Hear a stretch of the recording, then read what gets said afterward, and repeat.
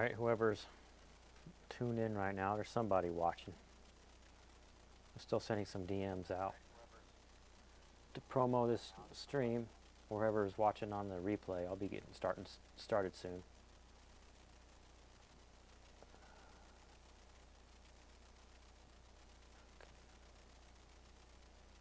Scroll down.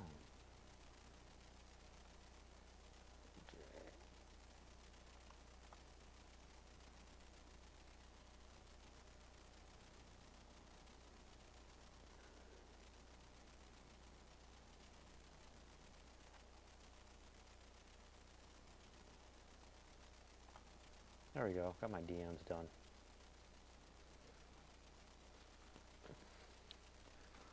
I think camera 2 is pretty bright right now, so let's see if I can turn that down. Properties. Jene, brightness is set really high.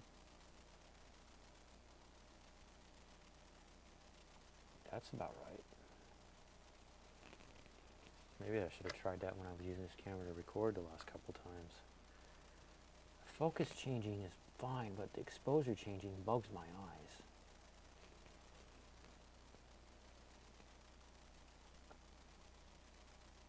Exposure. Ugh.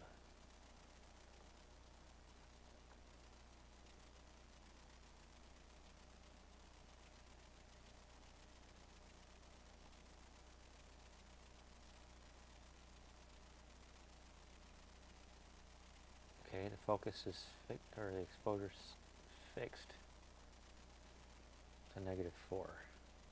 That looks good. So anybody watching the replay, because it's probably just me watching the stream because I just started. This is a clone of the Analog Man King of Tone. Focus! Camera! There we go. It's only supposed to have 6 knobs. Right now it has 8 plus 4 switches. It's volume, gain, well, first of all, it's 2 gain pedals put together. So you stack them. And I modded it so that it has older style diodes and resistors on this side than this side, so it sounds vintage on this side. It sounds modern on this side. And the stock knobs are volume, gain, and tone. Volume, gain, and tone. This is your internal trim pot for presence, and I made it external with these wires that are modded in. These switches are to turn on and off of the gain and distortion circuits, which are normally these dip switches right here. These are all in the off position because they can be controlled from externally now. But then I got this all together and I painted it and I remembered. What did I remember? I wanted to do something else to it. And it took me forever to find the right kind of switches. Here they are. There's another mod you can do to this because the instructions come with the mod. And it's the gain mod. And it's not an external switch or anything, it's just deciding what kind of resistors you want to put in a certain spot. If you want low gain or high gain. And I always wonder, it's like, what if I change my mind or a certain song needs a higher gain? So I'm going to see if I can fit that in here in this video.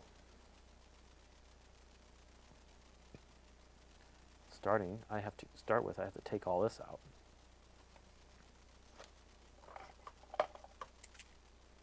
Let's see, I got that one. I need a container first. See who shows up in the stream. When I was wiring in these circuits, it was like about a 4-hour stream. Probably been about 2.5 hours if I did the mod by myself without hanging out and talking to people. Just FYI, if you do the mod yourself. But a lot of people joined the stream. It was a good time.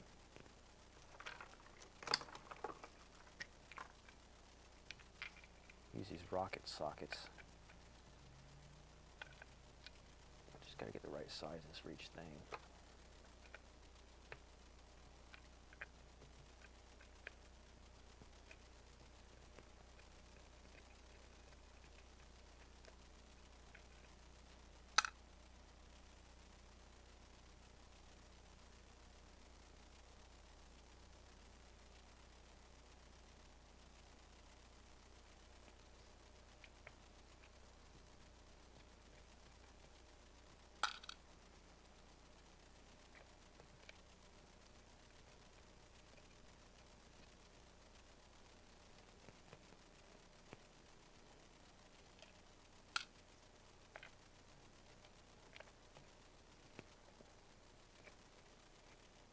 I just realized I got my space heater running in the background. It's probably noisy. I didn't bring my headphones. Usually I bring my headphones so I can put it on and listen to those live streams, see what my noise floor and my levels sound like. I'm just going to go turn off the space heater. Let's see, how warm is it in here? 65. That's pretty good.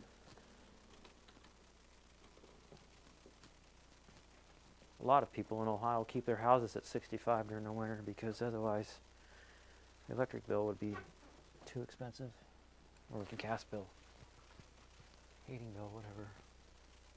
Come on, peeps, come join the stream.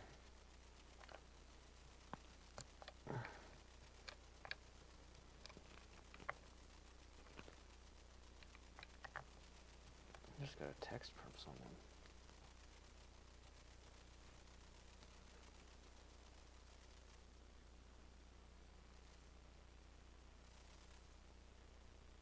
Oh, it's my friend. He finally got his car fixed. Sweet.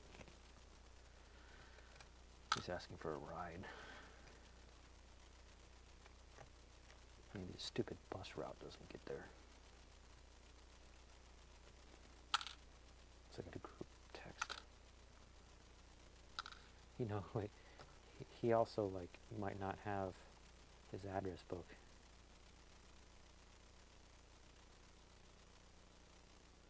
Oh, that's a group message. Good. I was hoping he wasn't just texting me directly, like, FYI, bro. This is Rob. I don't have a car. He knows I don't have a car. Focus! That's it, camera. I'm configuring your focus manually.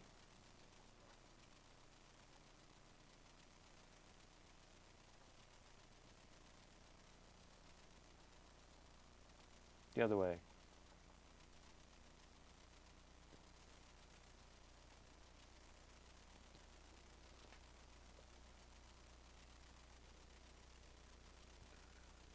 Ooh, that just reminded me of someone else who might be interested.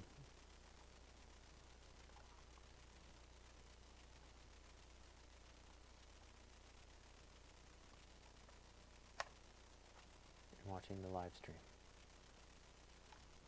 I'm gonna go DM him really quick.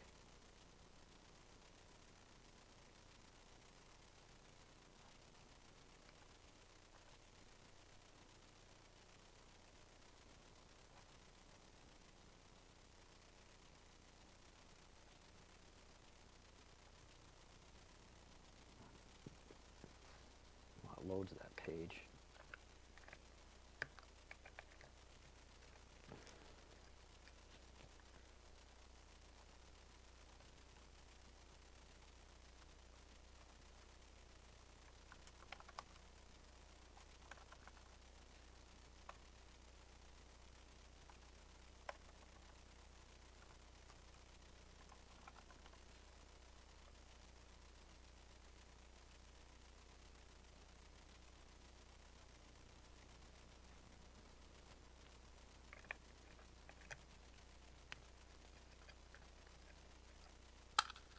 I'm not rushing this because no one's on the stream yet.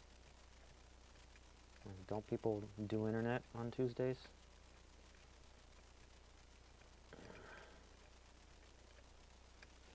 Last time I did this, it was a Tuesday, and I thought nobody was going to join, and then all of a sudden there were a bunch of people.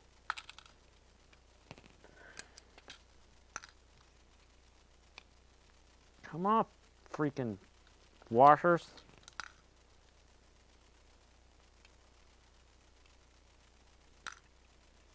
I'm going to do so many cool things with this guitar pedal once it's done being built. It's going to sound freaking beautiful.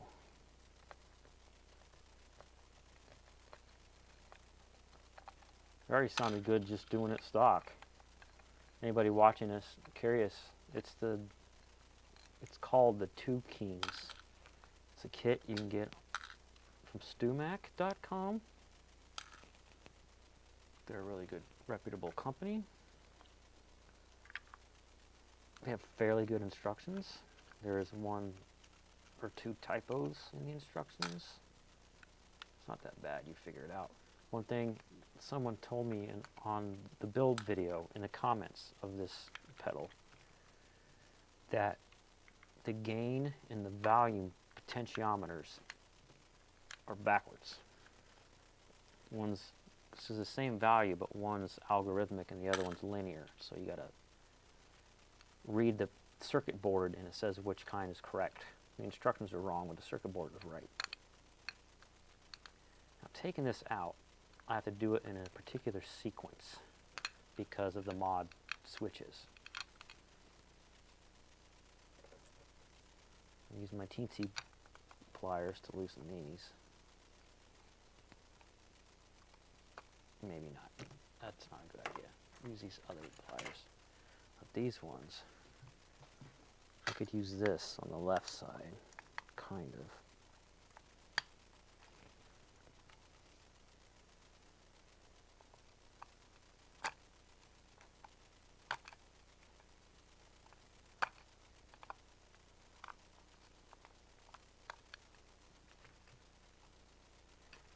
These are too close to each other.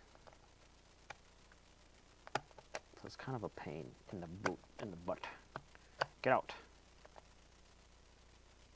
Loosen. There we go.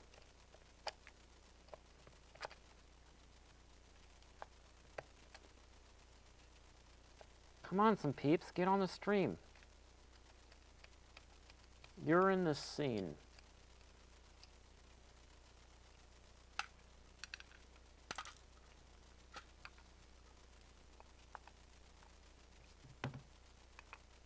Now when I take this out, I try to keep these switches pointed up.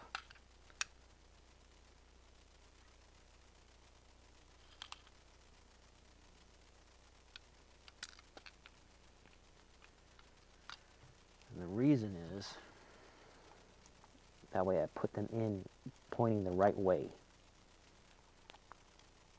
So that up is on and down is off.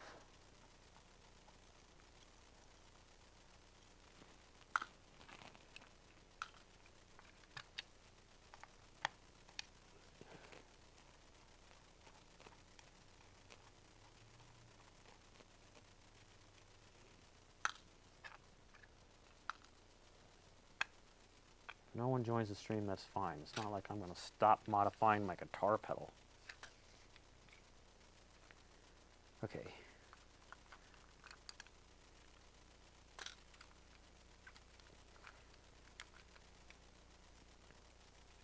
Now these switches don't have to come out yet. Everything else does, and I don't want to push on any of my mods because they're not load bearing, as it were. They don't actually push on the circuit board, they'll break. There we go. My mods. Oh, the switches came out stupid easy, look at that. It's beautiful.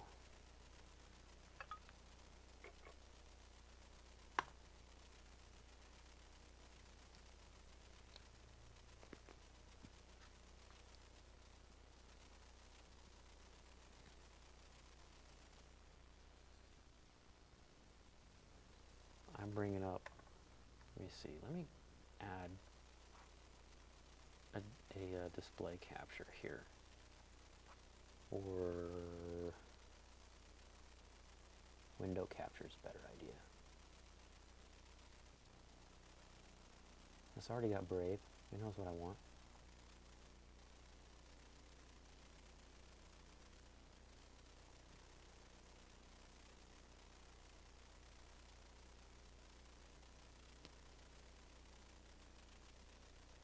Oops. Where'd it go? It went all the way to the freaking bottom. And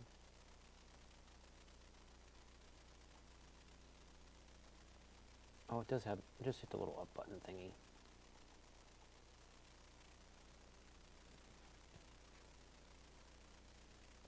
That should do.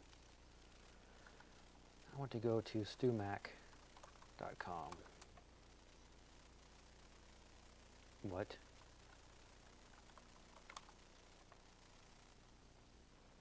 There we go. Go to 2 Kings.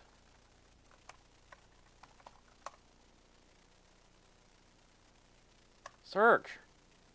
Does it? Go to the search results.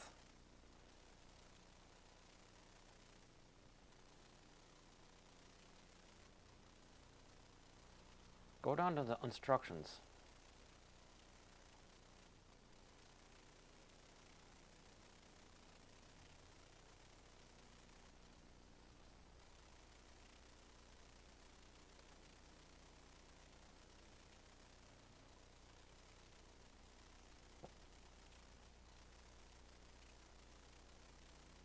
There we go. Now I need to locate the resistors that I'm going to mod. It's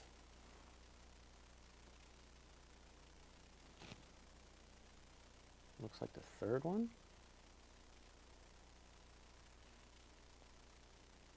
Which is this one? 1, 2, 3. Let's look what's above it. 1. Because that's a resistor. Because right here, 1, 2, 3. They put the third one in. Oh, that is another resistor. So, piece of paper. Write down which one I'm going to do. Draw a little diagram. 1, 2, 3. That one. Okay. And then on the right,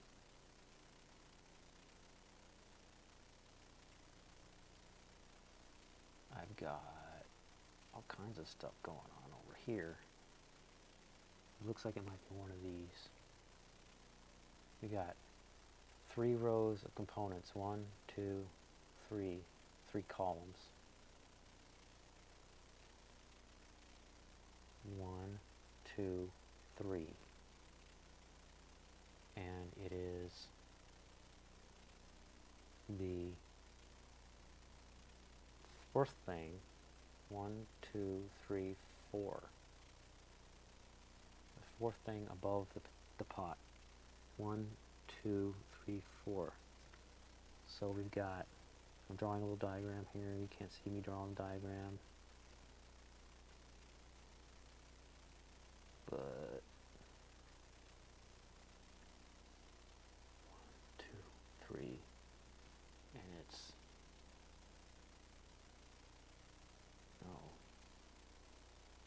it's capacitor.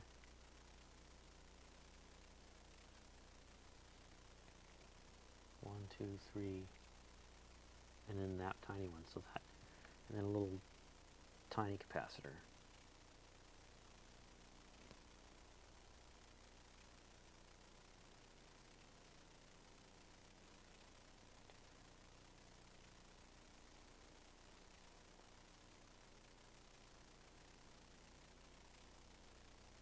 Yep. So I've identified their locations.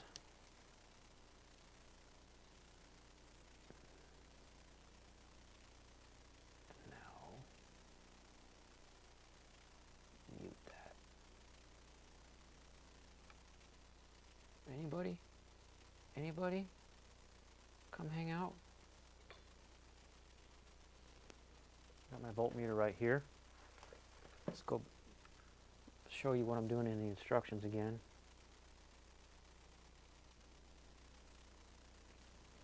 I can actually zoom in on those a little bit.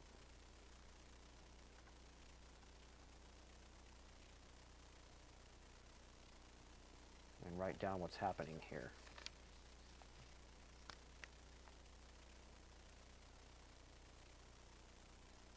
Higher gain, 100K high gain.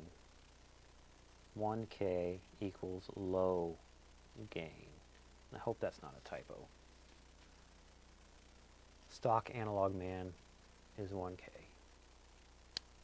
Makes sense. Okay.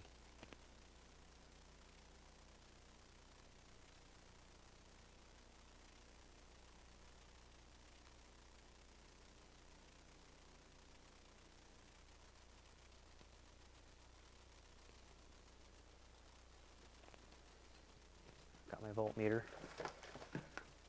And these positions that I wrote down should show up as 1K.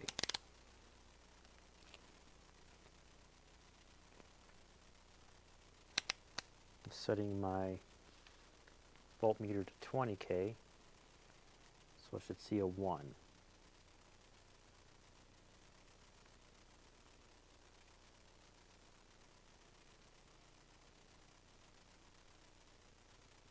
Zero when it touches itself. Yeah, 0.98 on the right side.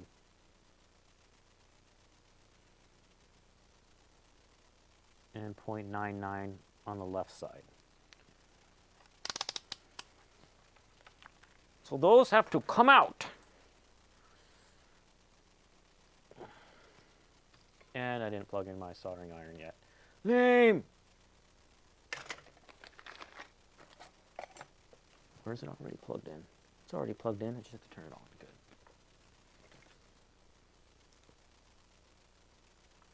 I had to get a new soldering iron.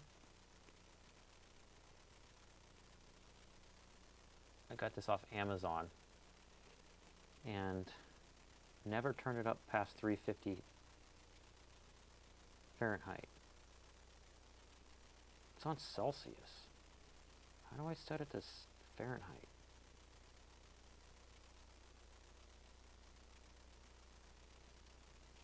Maybe that's why I burned it up. Because the other one I turned it up too high. I own 2 of them and I turned them up high and they burn out. The thing should have a limiter in it, you know? Let's take a look at the switches that I got.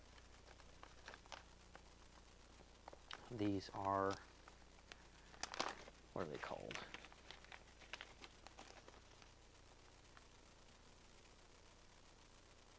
Single pole double throw, SPDT, on. So both positions are on, and it's got 3 connections.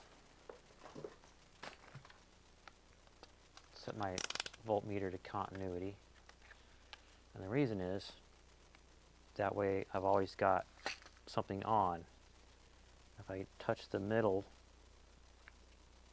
to one side, do it. Oh, the other, it's on that side, but touch this side here, it's off. But if I flip the switch, now it's reversed.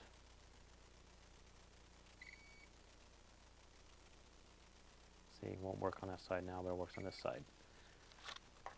For obvious reasons.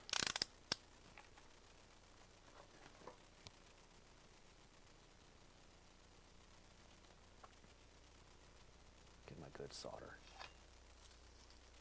Start tinning my soldering iron and all that.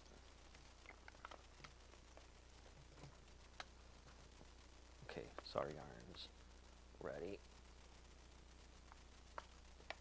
Pretty much.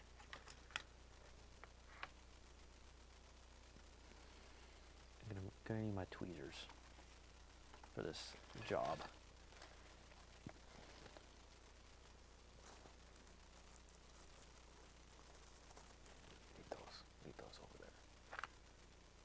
There's the tweezers. How am I supposed to identify these on the other side? Oh, they're under pots. Under pots. And the pot's out of the way.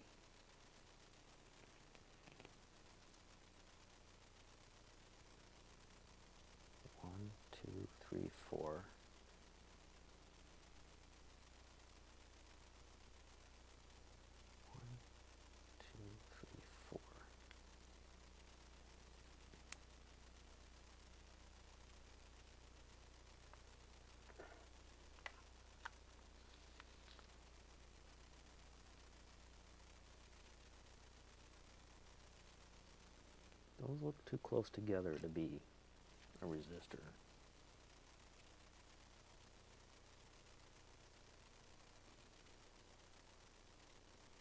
That sound of a flushing toilet from your house when you're the only person in the house. Other me? Are you taking a duke? That sounds like he's washing his hands. Weird. You guys probably can't hear that. YouTube is not promoting my video right now. They're like, screw this guy. He don't need no views. He can talk to himself. He does that on his channel all the time.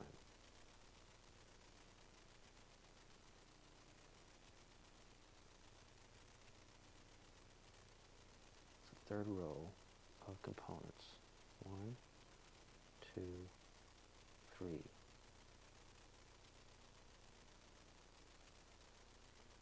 Trying to figure out what I'm desoldering.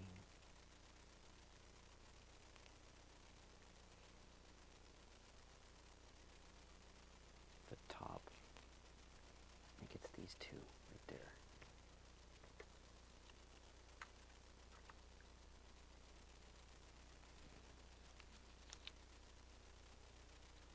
This might be harder than I originally thought.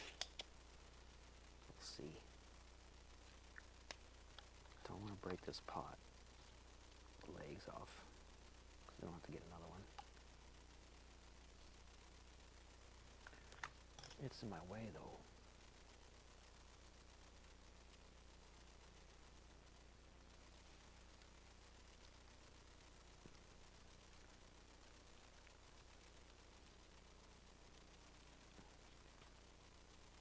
There we go.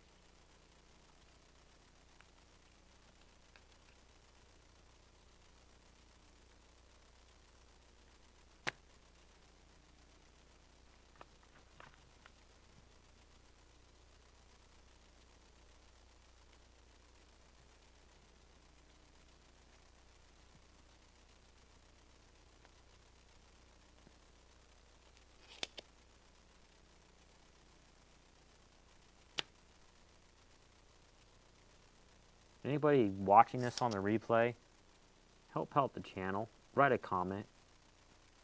Even if you don't have anything to say about what you saw, just write in the comments, I saw this on the replay. I do that for small channels I watch all the time. It helps the algorithm. So if you can't come up with something to say, you just say you watch it on the replay. The comments are the top thing to help a channel out on the algorithm. Let's try putting some flux in there.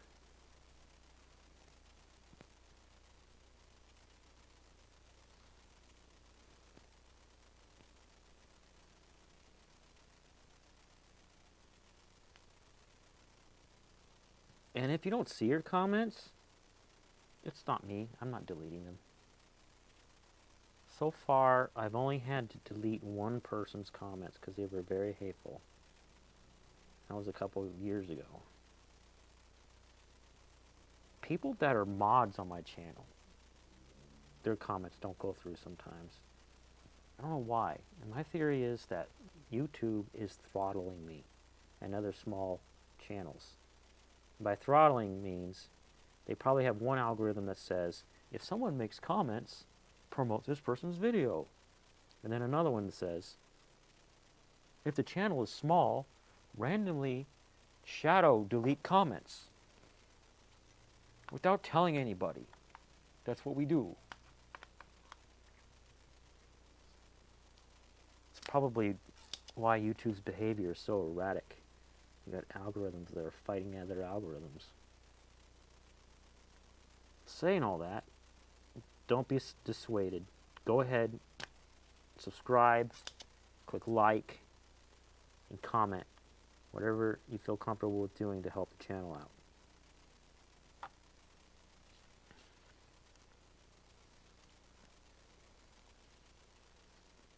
Right. Let's try pulling from this side.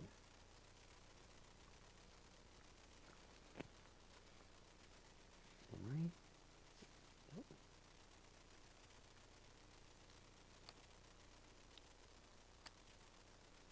It felt like it came out. It did. Good. Now I want to see if I can preserve and keep this resistor.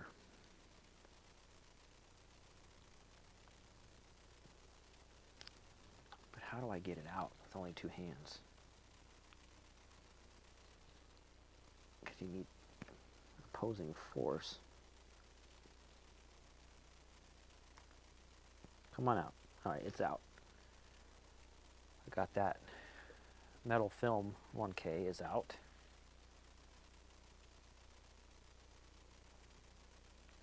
Now, look at my diagram. Get this one. Get this carbon film one out.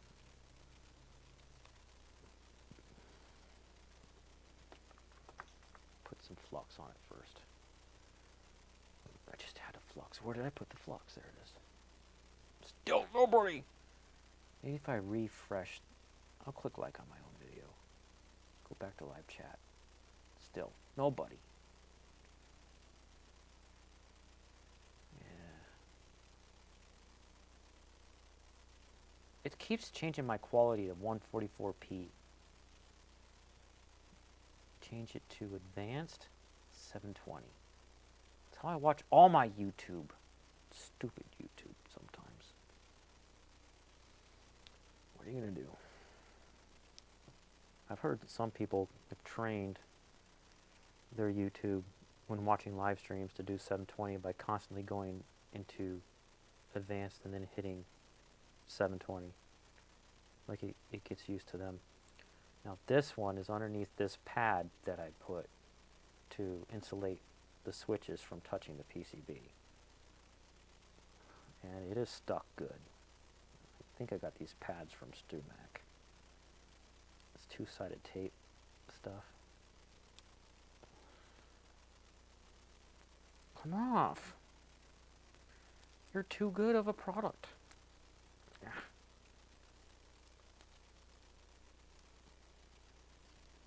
Toss. I got more. Okay.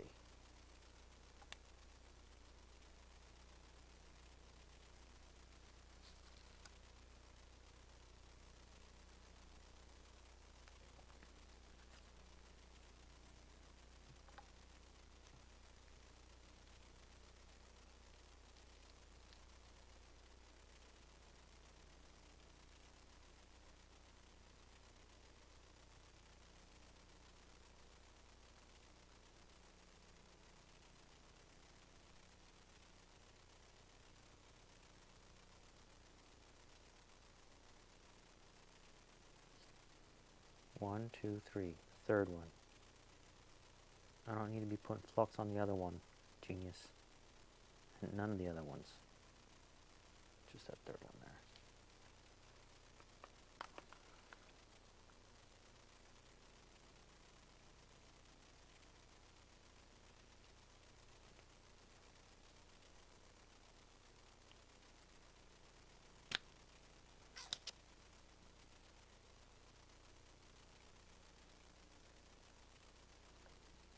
Actually, let's do it this way.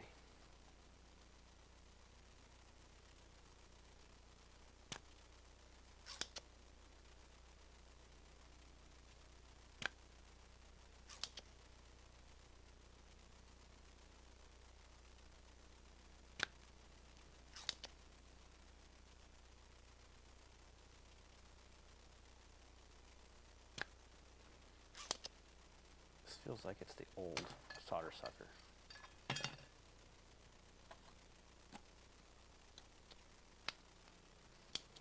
All this other one's a much more older one. Oh, it's the solder all stuck in it.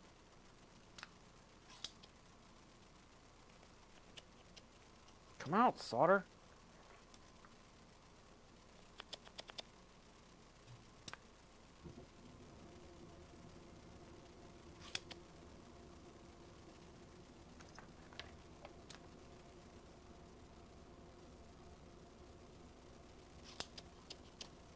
There we go.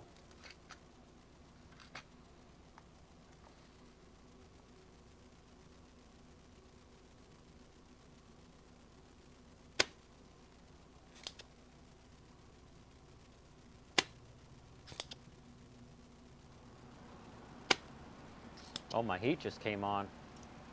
That's a loud noise. Let me get that taken care of.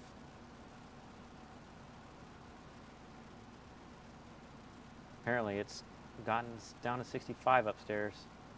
Who cares? I'm not upstairs. I'm downstairs.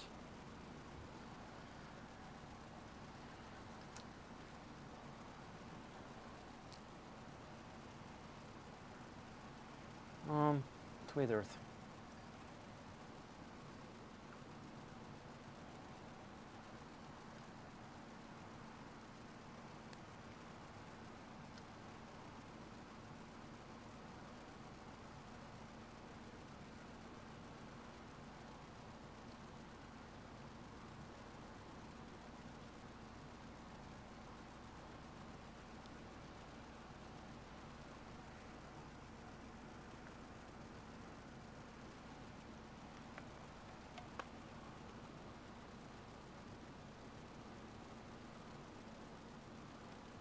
That was easy.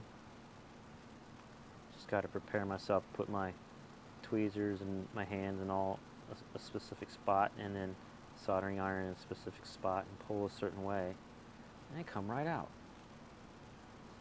I'm gonna double check. I'm gonna. That's something a lot of people say on YouTube.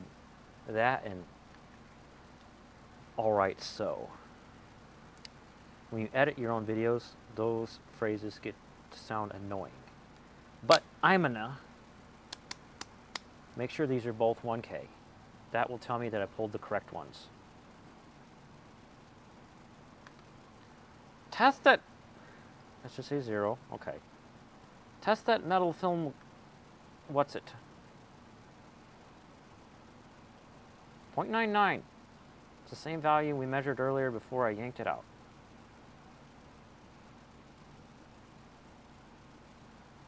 What are you, carbon film one? Give me a reading. 0.98. You're the same one. Good. There's the heater turned off. I'll be fine. I'm wearing long underwear and 2 freaking hoodies. And long socks. And I got a heater right behind me and a heater under the desk. Well, this is actually a kitchen table. But anyways. Now I want to get a carbon film 100K and a metal film 100K. Where's my resistors box? There you are. Right where I keep my box of resistors.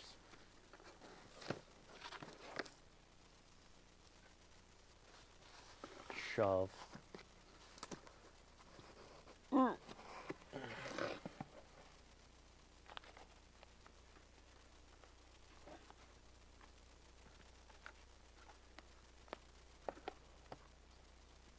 This is just like a thing off of Amazon, and I had to specify carbon film resistor kit, and boom, it popped up, and it didn't have every value. That's why I still have some metal film ones and a couple that I forgot to use these kind on that side. So when it goes in the pedal, it's this way. When you flip it, this is the vintage side, that's the modern side. So that's why a lot of these are carbon film. This sounds completely different, and I made another video with tone comparison to prove it. But, what's that? 100K is high gain. So I need to get my 100K bag out of here. Here it is.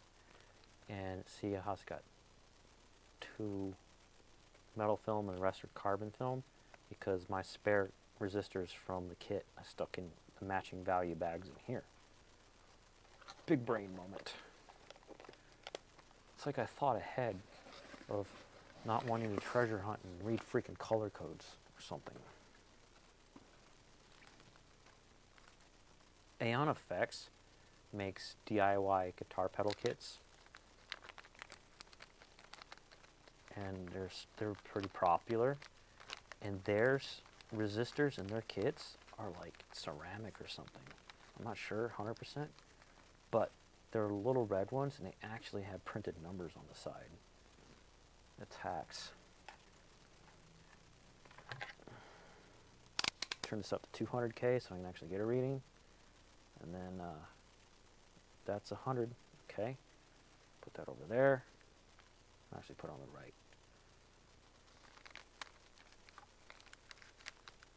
Come out of the bag. Thank you.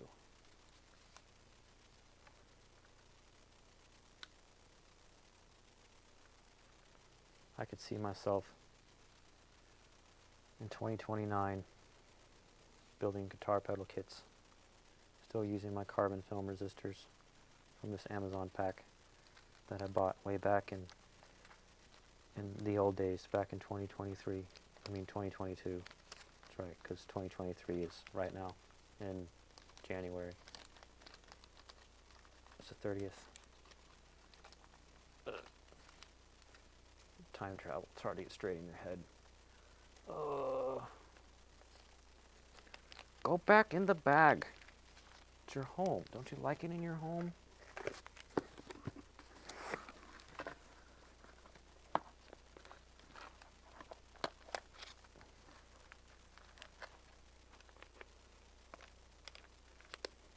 I love this massive carbon composite resistor that my friend Brian gave me when he was here helping me with the previous guitar pedal video.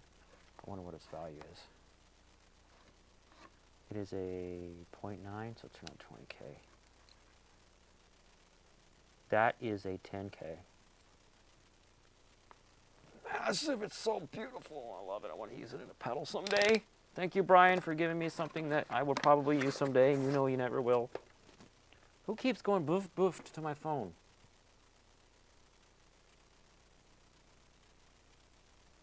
Oh, a friend is asking me how long my stream's going to be. So I'm going to get on my computer and tell him, where it's easier for me to type.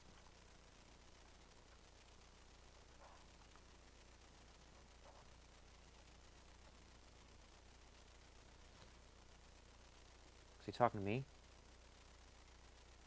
Oh no, he's talking to the friend who needs a ride to pick up his car. Never mind. I'll leave that alone.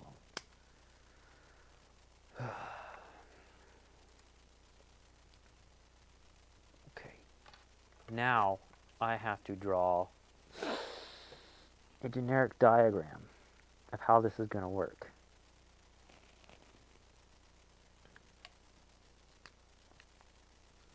So you got your switch. Doop, doop, doop.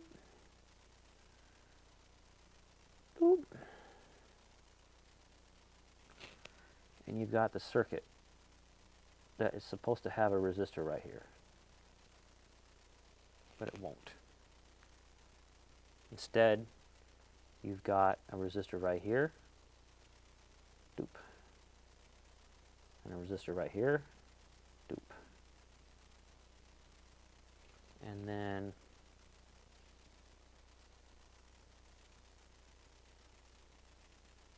you connect these two together and put them into one side, and then this goes to the other side. So it doesn't matter which order, but say your signal path is coming in here. It goes to the middle of the switch and it has to decide which side to go to. So you've got a 1K over here and a 100K over there. And then they come together on the outside. It doesn't even matter if this switch momentarily connects both of them together, because then it's only slightly higher, because it's parallel. And math is funny with resistors. But anyways. So how do I do this? How many wires am I going to need? I'm going to need a tiny little circuit board. I brought a couple. They're in this bag right here. Toss, toss.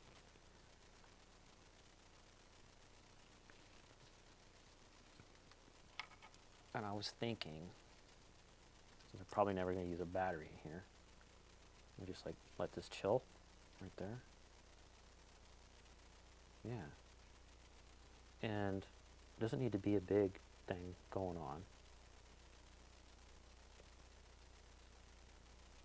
But the switches are going to be up here. Circuit's going to be there. And when I put this in, I have to make sure it all fits. So move these switches out of the way, because I'm just doing fit testing. And these are fiddly, because they are DIY and never were intended on the original build spec.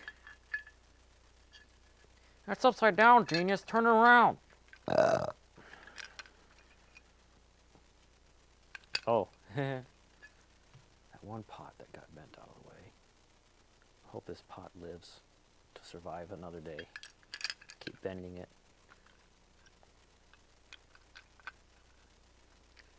Come on, I have to do a fit testing to figure out where things are going to go. That way I can measure wires. I need a poker thing that's in the iFixit kit. Go down and get my presence pot, push it over, okay? Push the other one over, okay? Push down gently, not going down. Okay, check the other pots, okay? Now it's going down. Now when I push this down, what happens?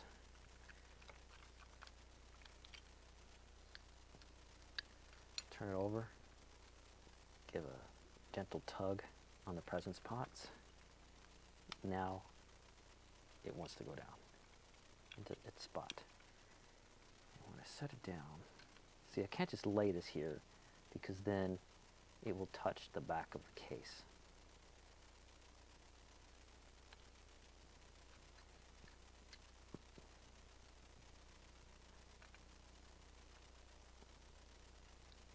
If I knew back then what I know now, I would have not got the one that accepts battery, because I'm pretty sure that the one on the StewMac, you can get an option with no battery. But this has to be somewhere. And I already know that the height of these capacitors is like only 1 millimeter from the bottom of the case. One of my options is to have the resistors in line in a wire and then put heat shrink on them.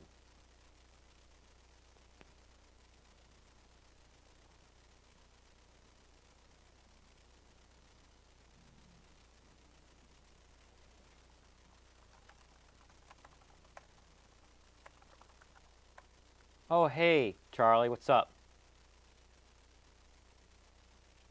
Oh, the outlet power, not powering anything. Yeah, like you plug in a lamp or something to verify it's working. Why don't you drop in chat what model power supply you got?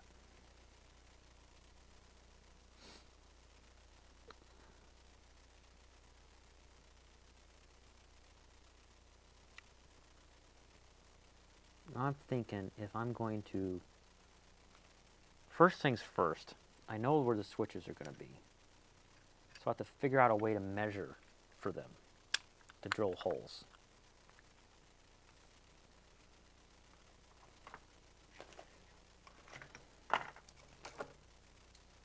PowerSec, PSX 750 GFM. Actually, that's a lower brand than you had before. Is PowerSec the brand? Because I've never heard of it. You had a thermal take before. Your top brands are Be Quiet,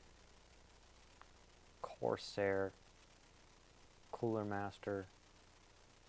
Come on. It's the top three that popped into my head.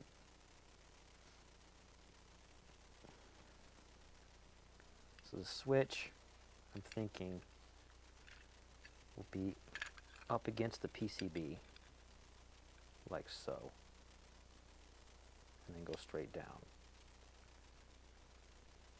Maybe, how do I measure for this? This is so awkward.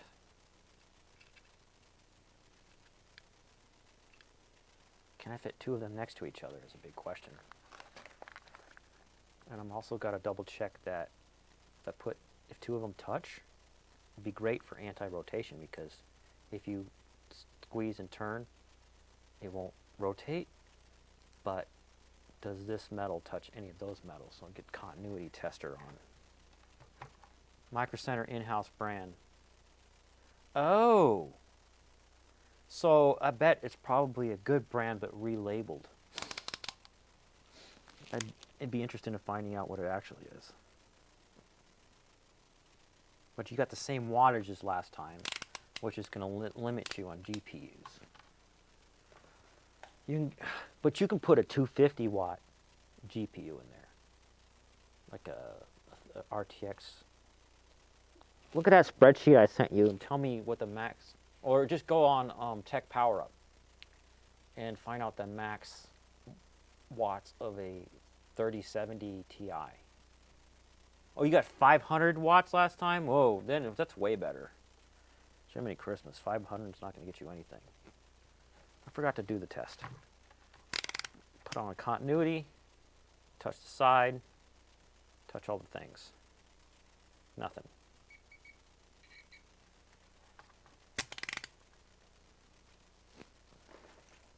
Now the next test is when I put nuts on and washers and everything. How much room do I have?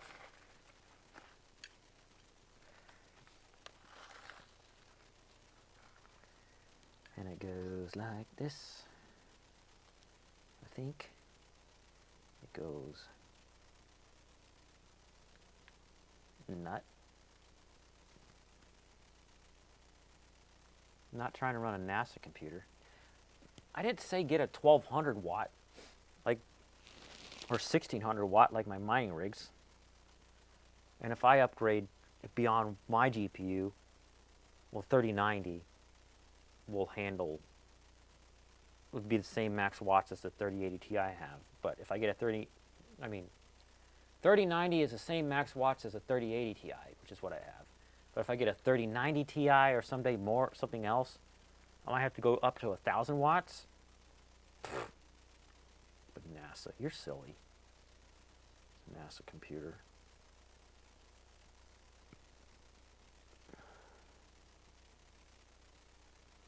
When you start editing for reels and you get really clever and like, haha, I got this cool idea, and then it crashes, you can be like, I want more GPU memory. But then again, a lot of AMD cards have more memory than NVIDIA. Look at that, how much wider it is that way. So I might not be able to use washers because it won't have enough room to go in there. Let's try with just the nuts. Since I'm going to have so much anti-rotation just from them being bumped up against each other. How much room do I have?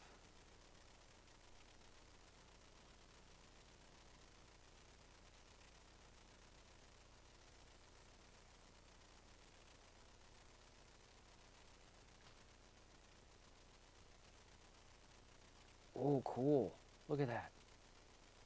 Exactly. It would just be like super tough. I could have to wiggle it back and forth until I get it down. Okay. Now I have an idea. What if I take the circuit, pop it out, put it on the top, like so. and use that to measure where I'm going to drill. Oh, and all the switch bits. Get back in your bag. You're in the way now. Switch bits.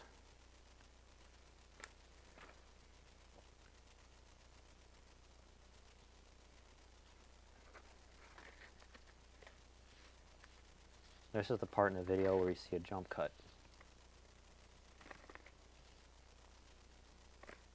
Why are my legs so cold? I have the heat on. Oh, I kicked it away. Come closer, heat.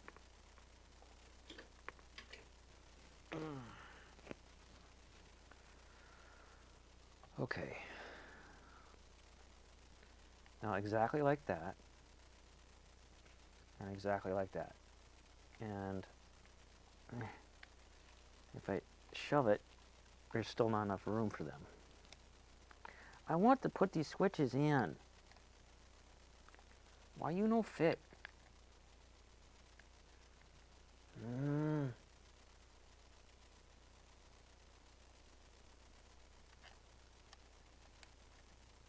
No, you don't go over there. You don't hide underneath. Come back.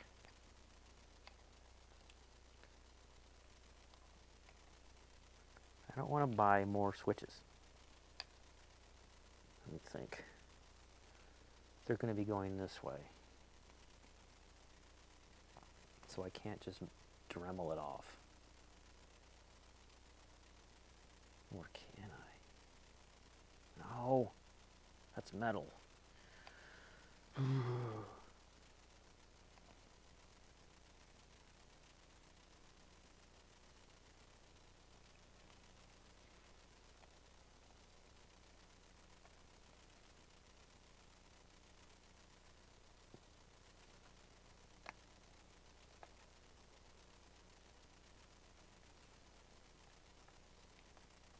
Oh, looks like they might fit.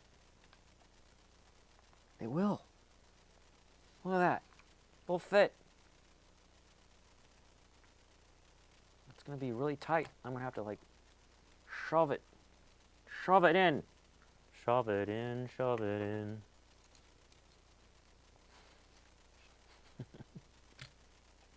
I cracked myself up.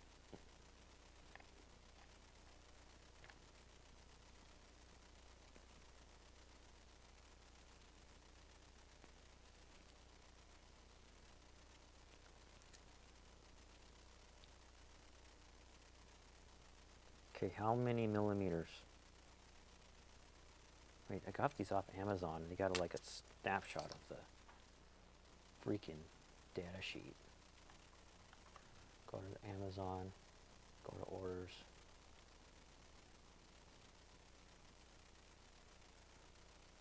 Scroll down past my groceries.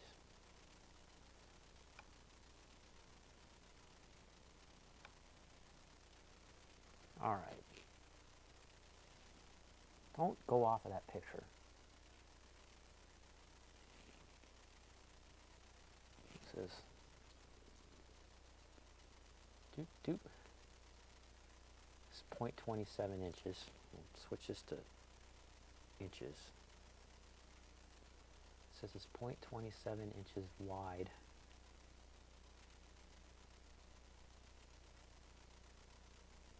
I see 0.3.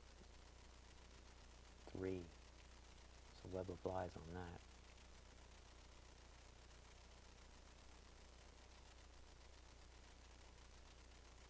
So I think half of 0.3, right, is how far away I want to drill the holes.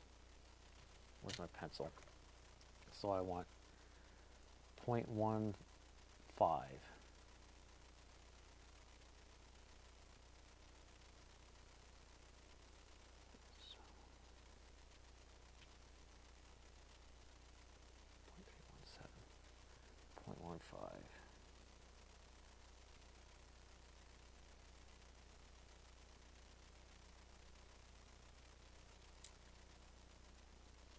Tighten that down.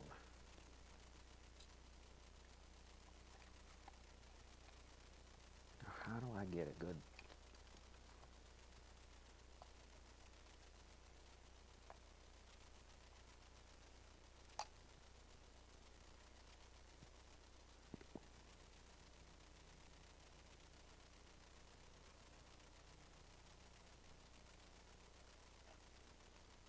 I can erase this later. Maybe I'll just put one more coat of paint.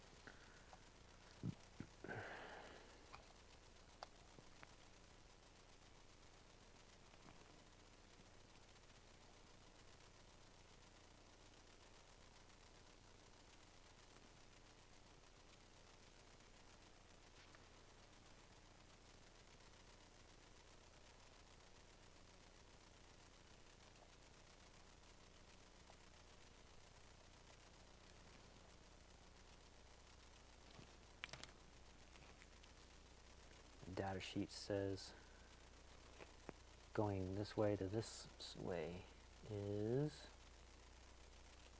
a number they don't tell me. Just why am I looking at the data sheet? I got this to measure it.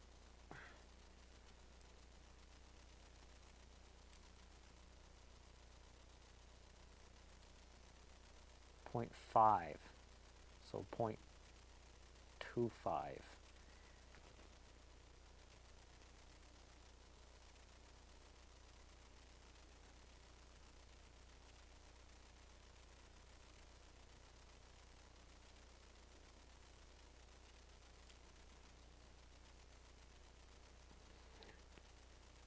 Super tight.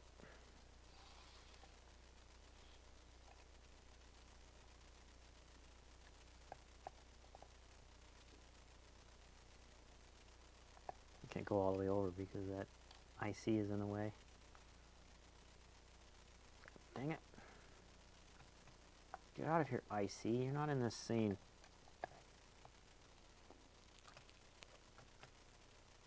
This is impossible.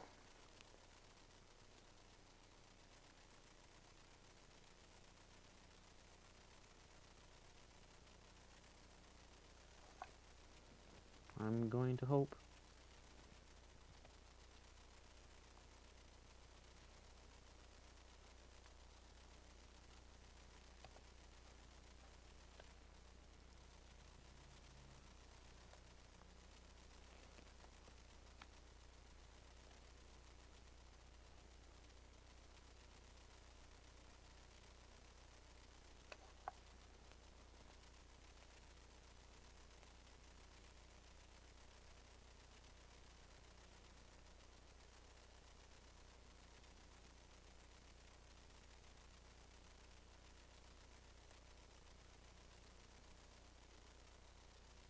Alright, there's going to be trial and error.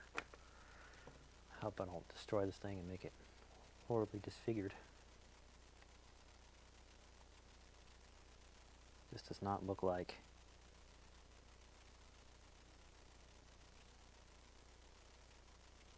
just the center.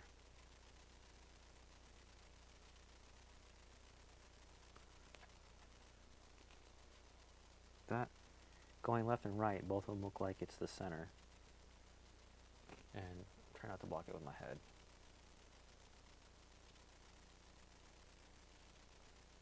But going the other way, that looks like the center.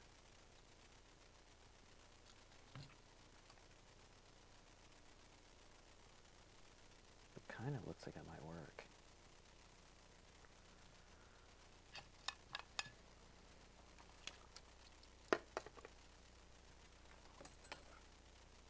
Alright, drill. Drill bits are already over here.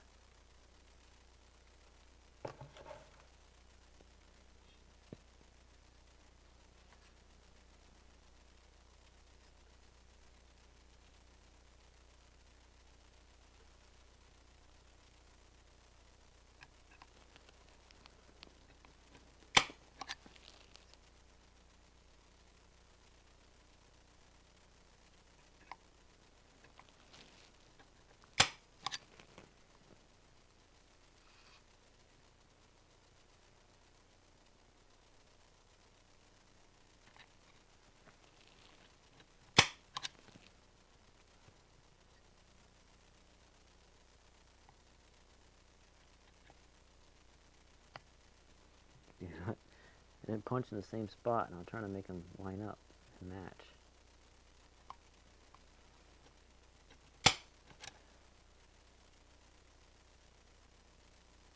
Oh, cool, ISISware.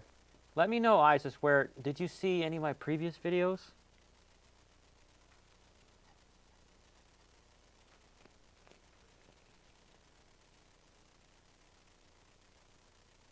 Oh, from the crash when you lost power live streaming Elemental Plays? That is funny. Elemental Plays was at my house, by the way, because he's my son.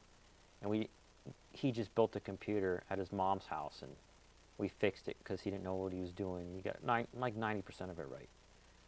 But he's trying to game and live stream at the same time using an integrated GPU. And his machine overheated and crashed. And because of him plugging in something wrong a few days before, I fixed it with him. It killed his motherboard and his power supply. But by the way, this is a clone of the Analog Man King of Tone. You can buy this kit on StewMac. It is called the Two Kings. It already has some mods on it. The internal trim pots for the presents are external now, and the internal dip switches to turn on and off the gain and distortion on each side of the pedal are external. In the original build video that I did, I put in old, what are these called? Not transistors, diodes, and carbon composite diodes instead of metal, not carbon composite, carbon film resistors instead of metal film resistors. So this side of the pedal sounds vintage and this side sounds modern. And it's really, really amazing tone shaping tool. And what I'm putting in now is a mod that's in the instructions, not a switch mod, but like a resistor swap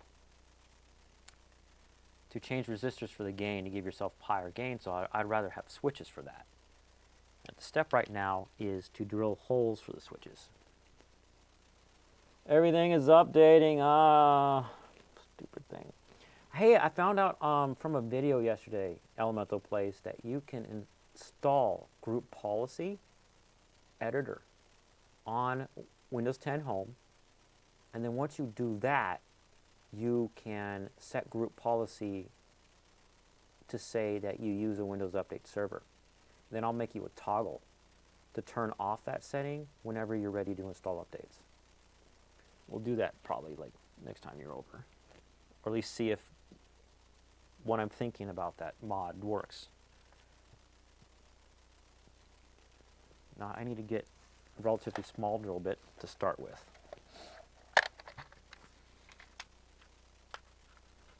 If I remember correctly, it's this one.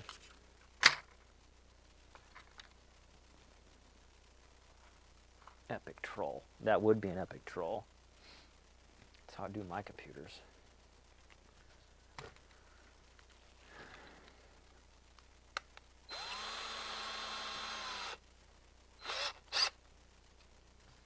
And this, where's my wood block? Wood block, you're in this scene. You shouldn't have gone far. I haven't done anything in the, oh, right here.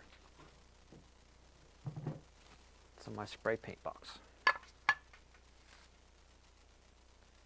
And this is, ISISware, if you don't have one yet, it's called an automatic punch. If you're going to be drilling things and you don't want your drill to walk all over the place like a, you do that automatic punch first. And then you put the tip of your drill bit into the little tiny hole it made.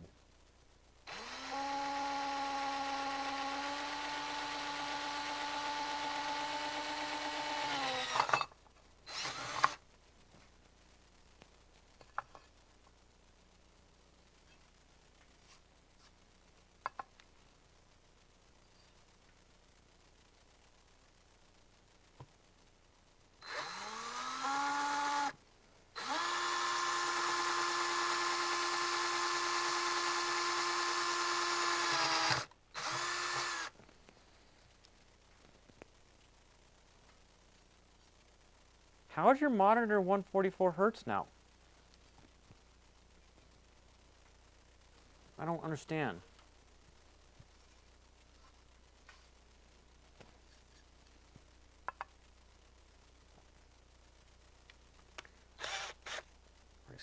Step up the drill bit.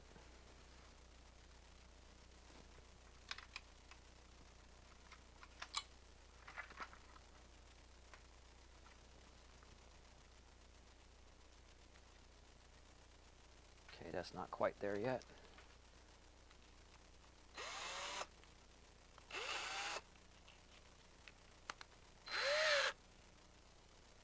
Oh, better cable with faster connection. Oh, better HDMI cable. So that little flimsy one that came with the monitor.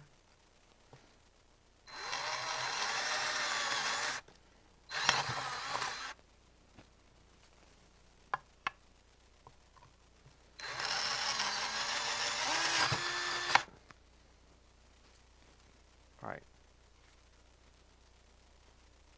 I'm gonna have to sweep the floor later so I don't cut my feet when I come down barefoot to get something.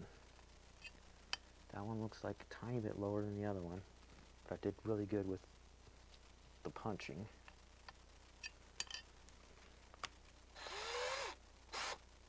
All right, well, display port.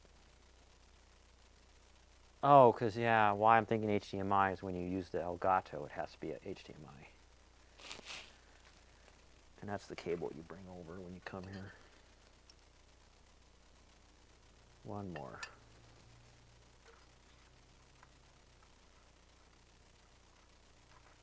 Well, just in case, you never want to use a drill bit that's too large, because if your hole is not where you want it and you want to move it, you put the correct size and you like lean it towards the direction you want to go, and it makes the hole bigger but kind of oblong and oval. And if you use a drill bit that's too big, then your component will be all wobbly. The fuck? Oh. That was weird.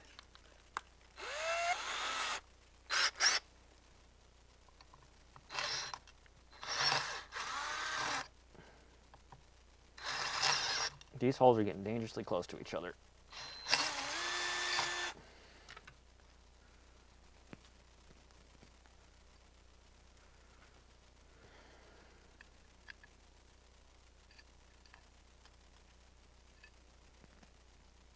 So it's not big enough, but I can put these in here and see that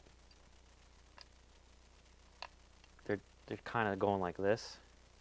So they're too close to each other. So I'm going to use this drill bit that's too small, and I'm going to lean away.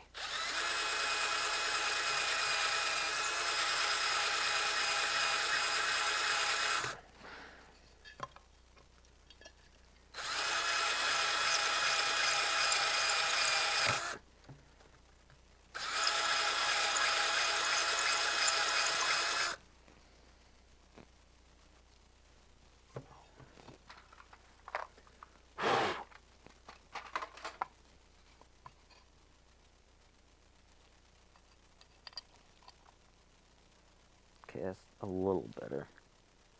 And they're almost wanting to go in there too. Go up one drill bit size.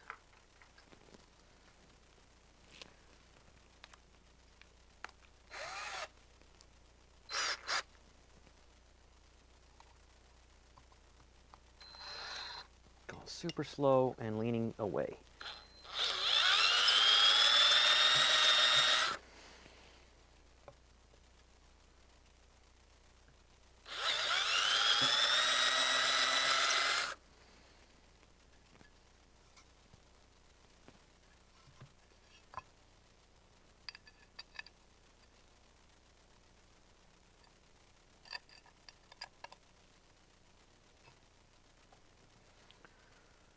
Okay, let's take these nuts off. See how far through I can get them. See if I have to widen the holes.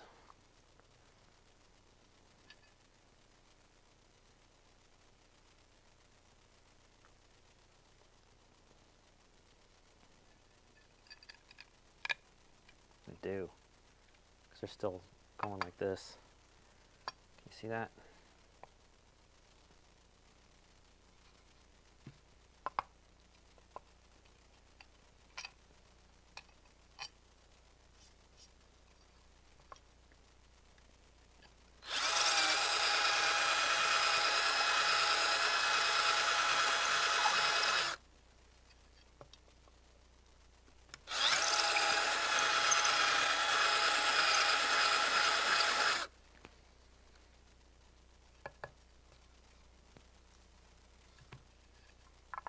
Oh, don't get wider towards each other. That's wrong.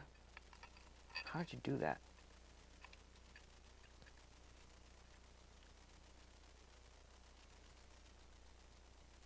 I won't be able to tighten it down if you do that kind of shenanigans.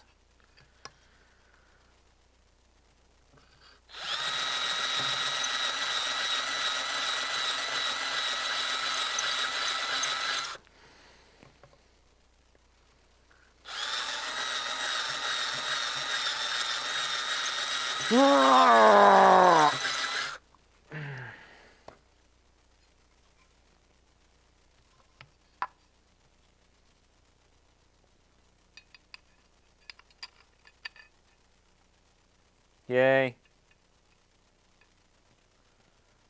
I'm excited. Put the drill bits back. Put the drill back. If you're into modding and you don't have one of these from Harbor Freight yet, then don't buy groceries this week. Go to Harbor Freight and get one of these. Actually, they're just stupid cheap. It's not the best kind of metal to get through all kinds of stuff, but definitely a must-have for modding. Have a whole bunch of weird sizes, you know. Okay. Now I'm going to put the circuit on the top on the outside. There's actually a trick that I learned from doing a couple kits from StewMac.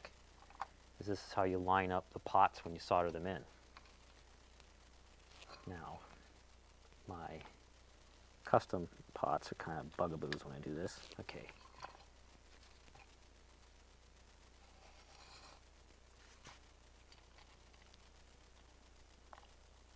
Seeing how much of a pain it's going to be. It would suck to get this all done and then I won't be able to solder it up together and then I won't be able to get the components in. And my guess is I'm going to have to shove things together because there's barely room.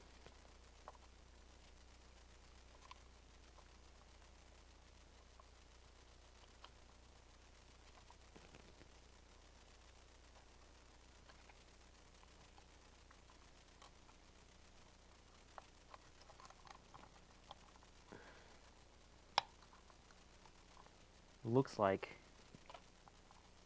I have to modify the pots.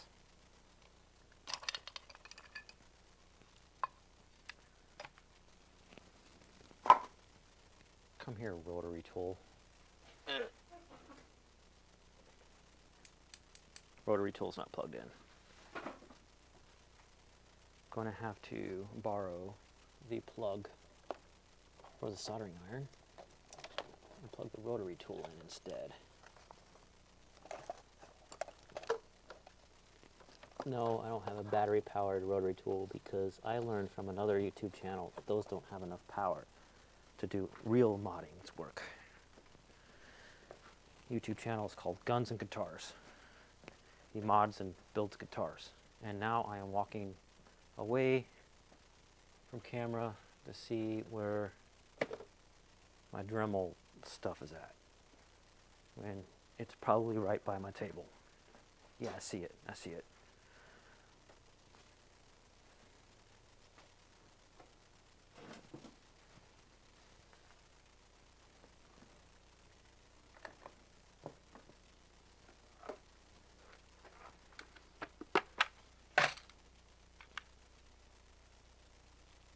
that might work. I probably want something like this.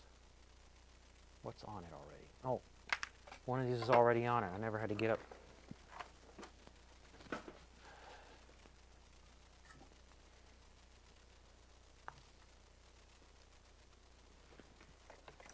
All right, elemental plays and ISISware. If this sounds horrid, tell me to mute my mic. Don't touch the soldering iron, it's hot.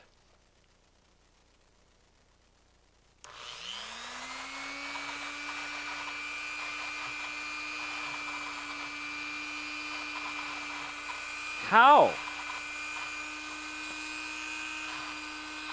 How do I get in there? I'm like, how do I do this?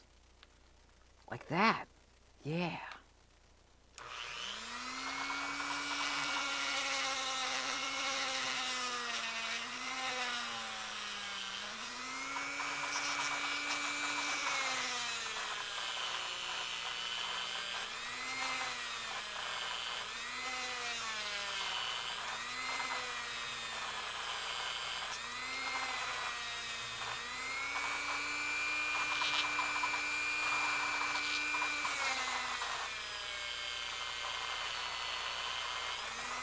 I need more RPMs.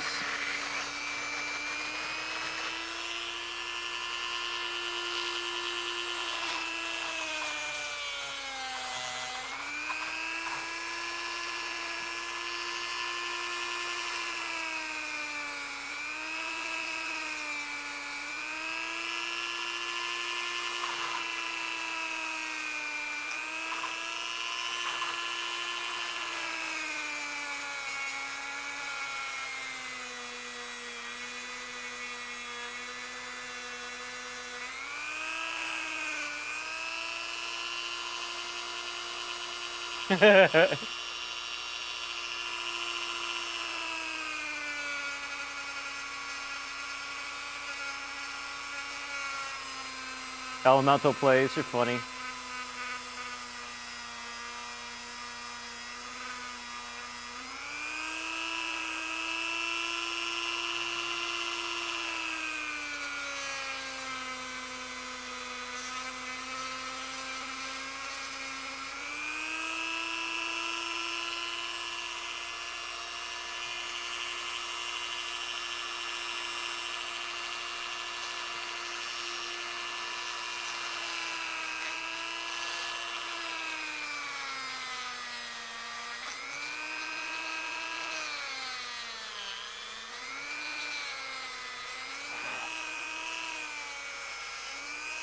Here I am with all my N95 masks upstairs because of the last few years having to wear those outside a lot.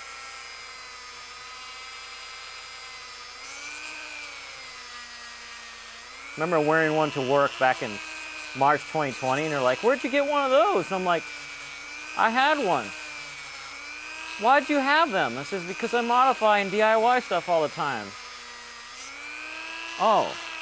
You had one for normal reasons.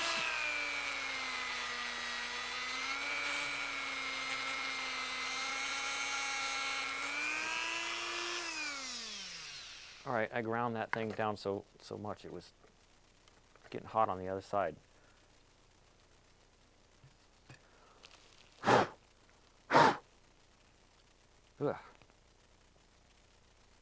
Let's see how we're doing.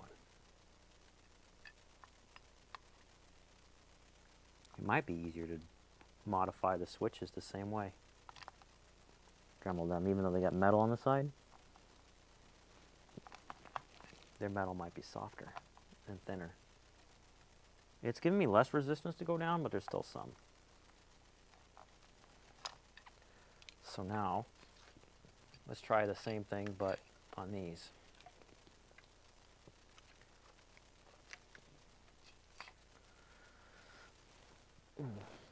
By the way, if you like to modify stuff a lot, get one of these extension arm things. See, I'm not looking at my webcam, so I can see if you guys can see it. One of these. because that way it's not as awkward moving this thing around. I learned that from that YouTube channel, Guns and Guitars.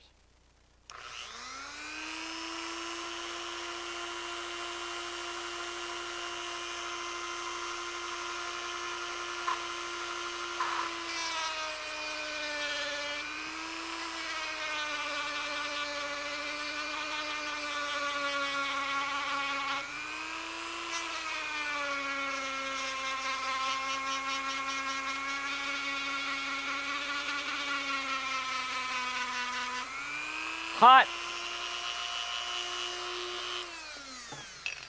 Where are my mechanics gloves at? They're going to prevent burning of my hands. I might have them in my Vans bag that I got at Vans. No, I don't.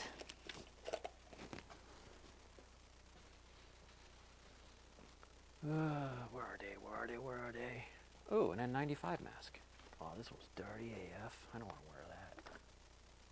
Gross. Oh, here are my gloves at.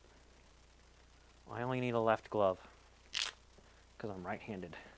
Wait, that's the right glove. It's left glove.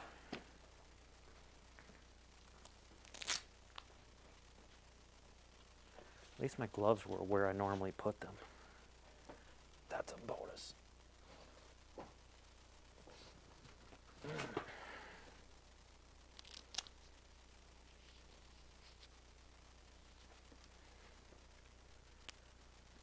Okay. That's to protect my hand in case I slip.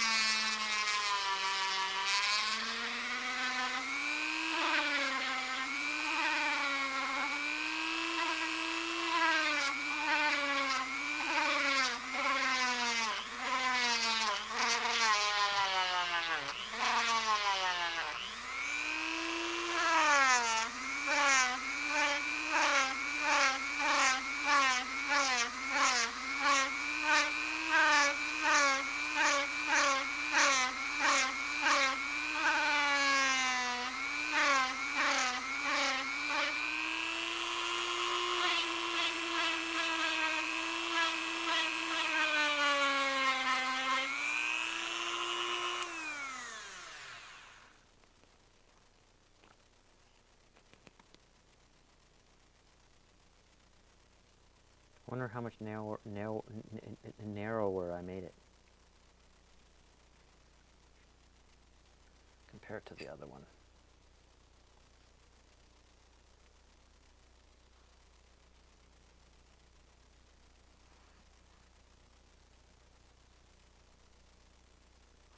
That part still needs to be ground down. I need eye protection. Getting flecks in my eyes.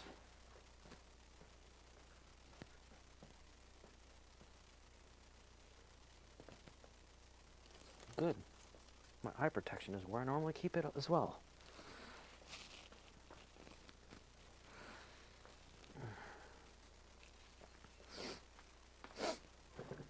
See if I got a better tip to use.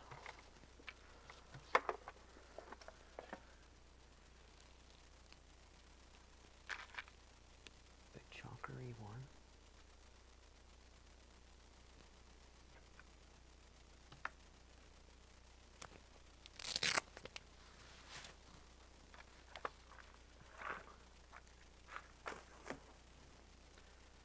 All right, iFixit kit.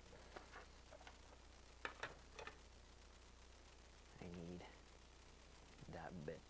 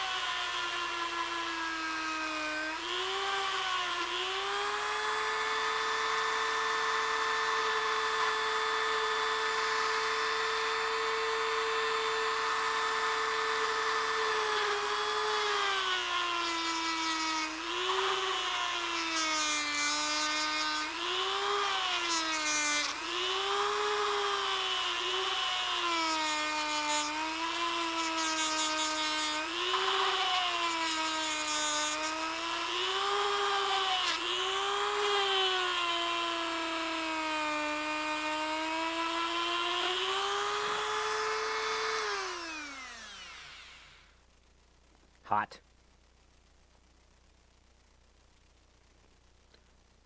Where the on there?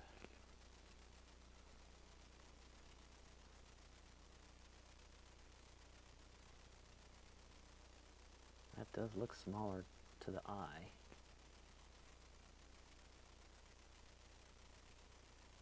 Oh yeah, it's like half a millimeter thinner now. I wonder if you can see it on camera. Right, let's try. I wonder if you can see it on camera at all.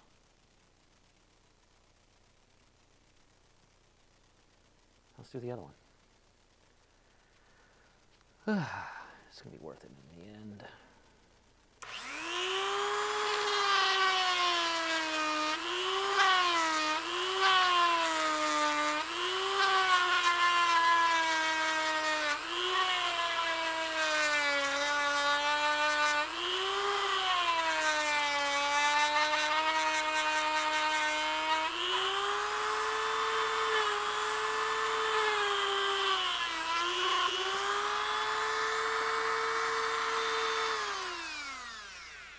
Don't fly away in my crotch.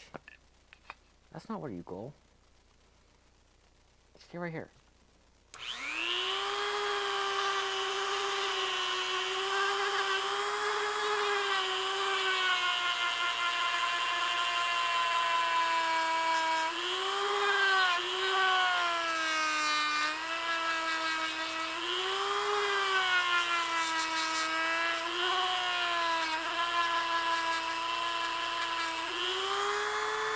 Hot.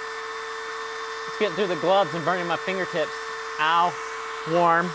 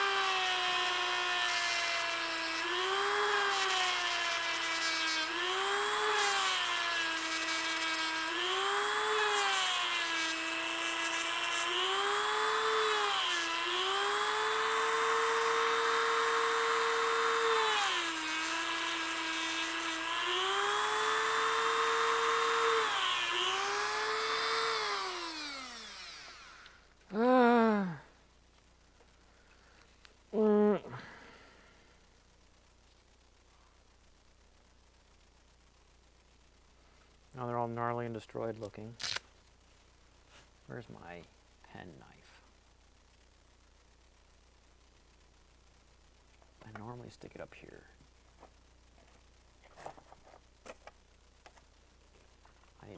system.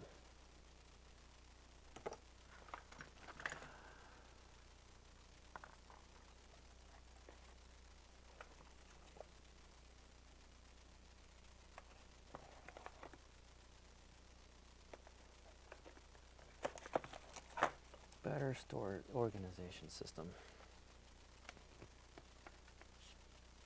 Come on, penknife. It's not a pen knife. It's a hobby knife.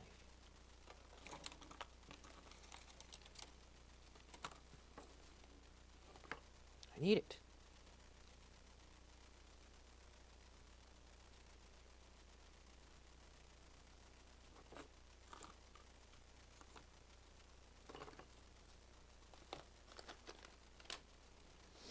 Maybe I'll get one of those little things with slide out drawers to keep things in.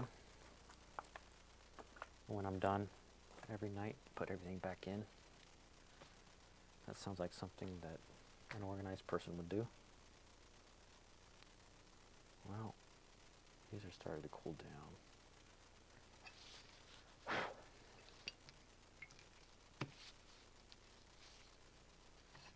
Alright, let's get the circuit. Put these in with the modified sides facing out.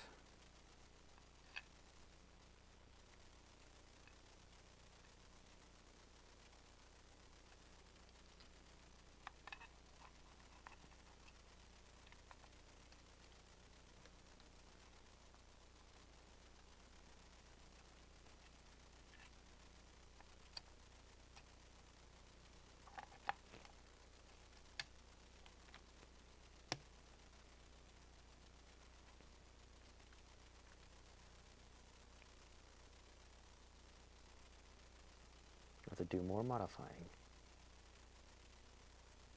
It's like, how much though? Make sure nothing else is resisting putting it down. Show the camera how I'm trying to get these all to fit. Wondering how much more modifying I could do on the pots though. I can mark them with a marker showing how far I have to cut back. That makes logical sense, right? At least I can find the marker. Can't find my penknife.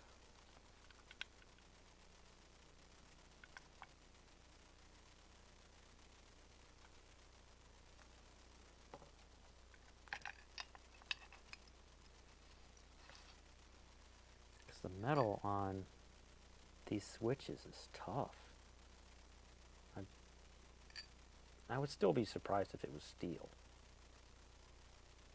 But still, it's not cutting. Or grinding or whatever. So how am I going to get these pots?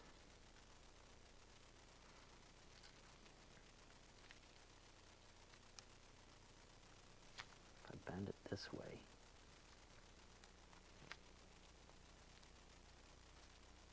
that's too much. Then I can do like that.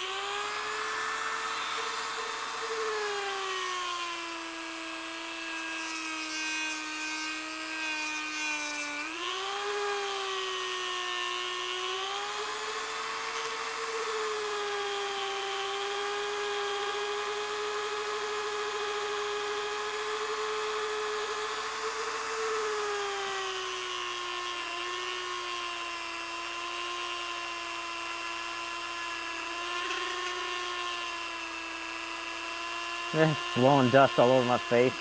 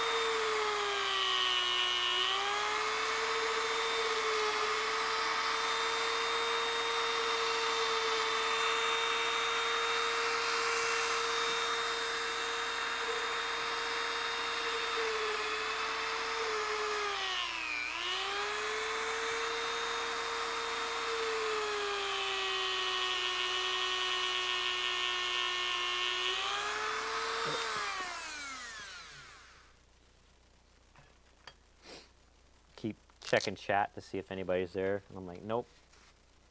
That noise will scare anybody away. Like, I'm not watching this shit.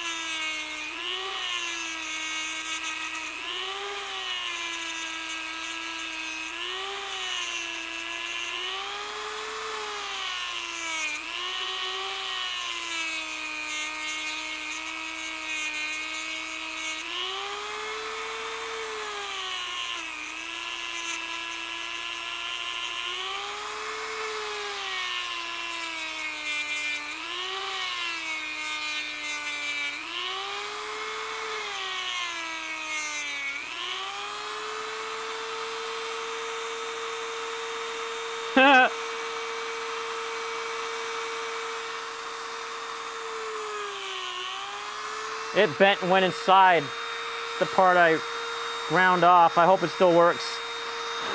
We'll find out.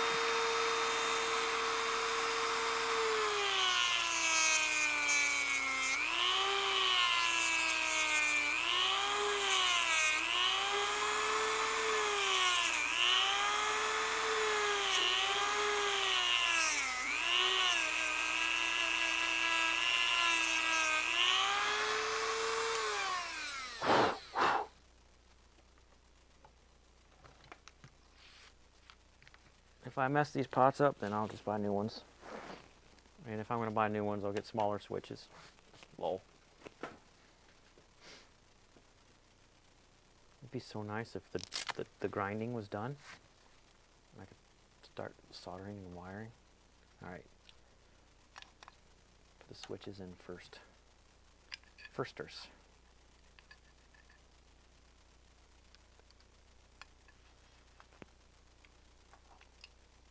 Bend the pots into a correct angle. Ow, they're warm. Ow.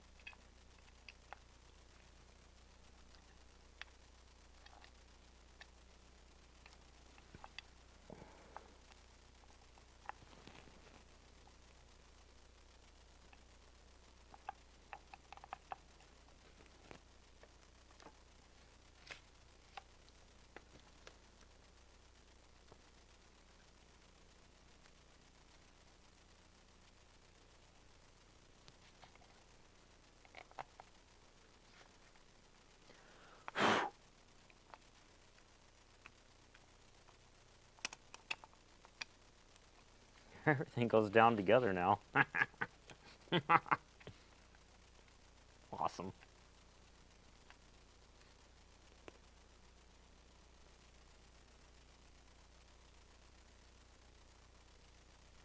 I see now that I got tons of room if I want to put a circuit and lay it down or something. But then I would have to protect it. How do I protect it?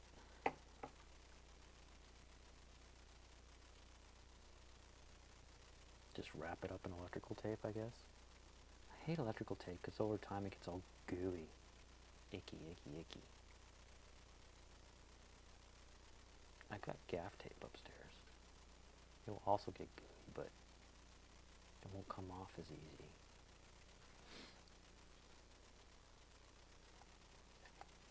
So if I put a circuit right here, I'm going to need some wires to measure. And before I do that, I have to make sure these switches still operate as intended. Toss.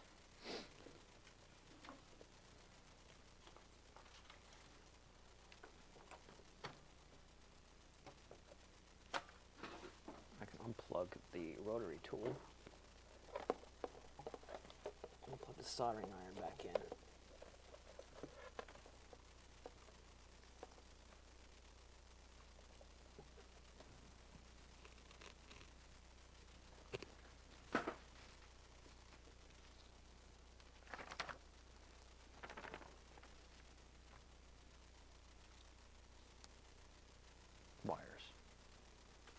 Lost my train of thought for a moment.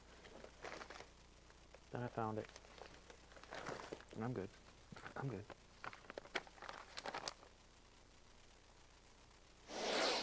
Okay.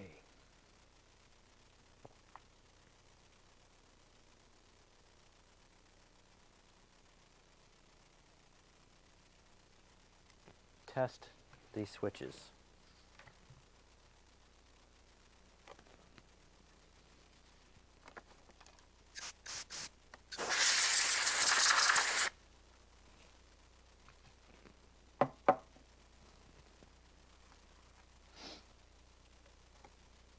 Make sure they operate as intended.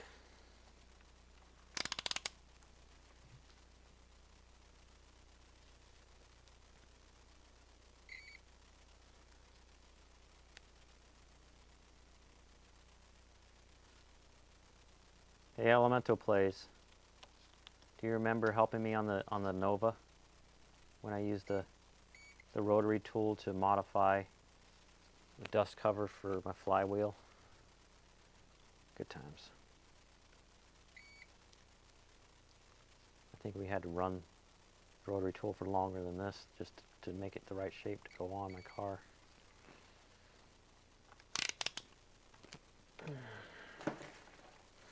And at one point, the diamond disc that I had on it flew across the driveway, and it was the last one I had. I'm like, we need to find it. And he couldn't find it, and I remembered a trick I did when I played with Legos when I was a kid. You lay down on the floor with your head. And I was laying down on the driveway with my head against it so you could see any bumps sticking up, like, there it is! And as soon as I sat up, I couldn't see it anymore because of the way the sun was angled or whatever. Okay. Okay.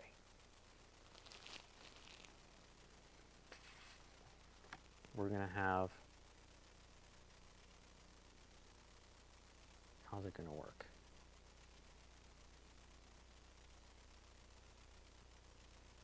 The 1K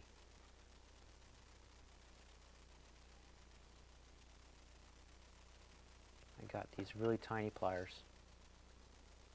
If you go on the video where I did stuff to a different pedal, the sun face, these are linked in the description. Turn my soldering iron on.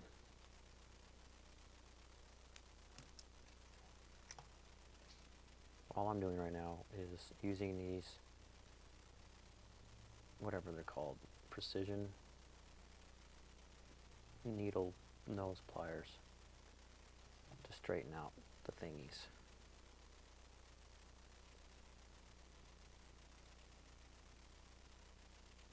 If I scooch it over one slot,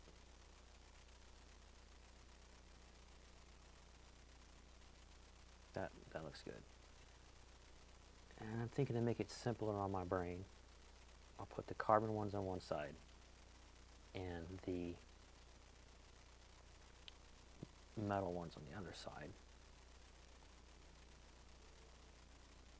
I'm thirsty. I might go up and get a drink in a minute.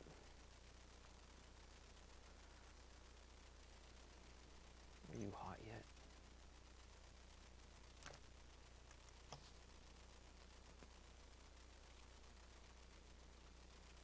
When I go up, I'll get my gaff tape. You know what, I'll do that right now while I'm waiting for my soldering iron to heat up. I'm leaving my phone downstairs so I won't be able to see chat. But, do this shift. Or not a shift, just, what? What are you doing, OBS? Oh, it's doing function lock. There we go. I'm just getting a drink and also gaff tape.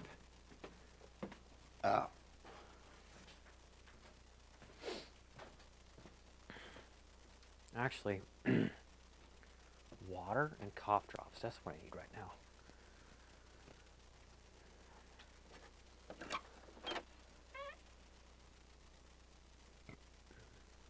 Here's the gaff tape.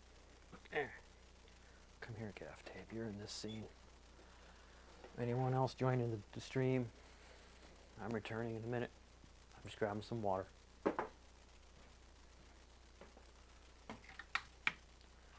think I already have cough drops in the basement. Pretty sure. I filled up my supplies bag with things before the stream began. I put cough drops just in case. But I'm standing in front of a bag of them right now.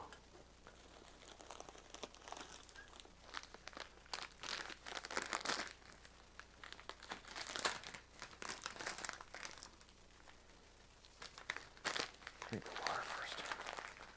Some water wise. Okay.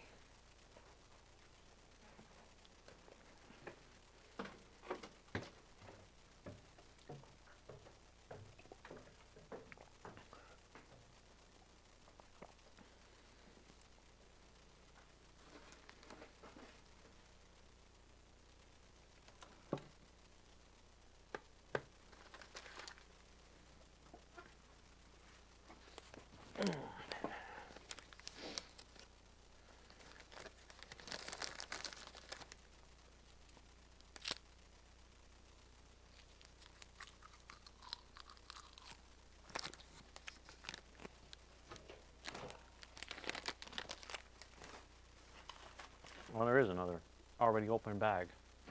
Okay.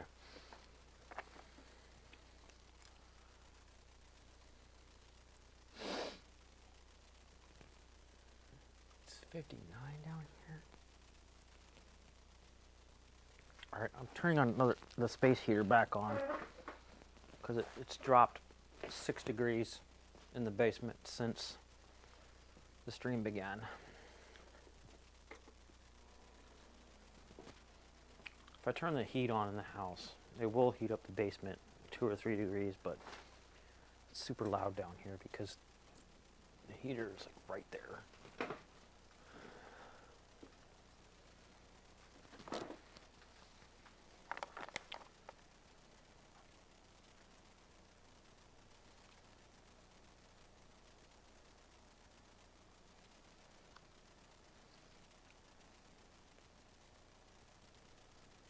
Okay, Solder. I saw you earlier. You can't hide from me. Hiding from me right now would be kind of inappropriate because I did see you earlier. There you are.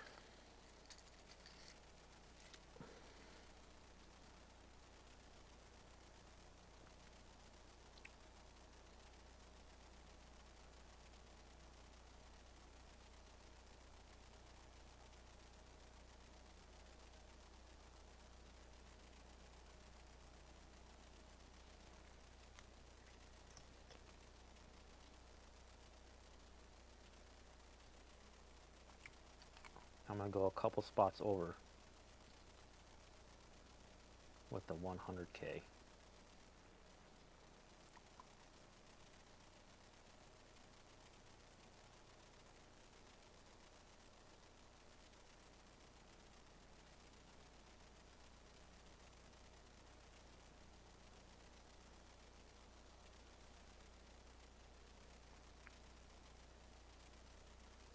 Now I want to get the 100K to touch the 10K on one side.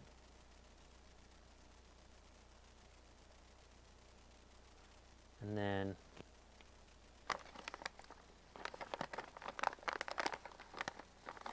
I'll use yellow for return.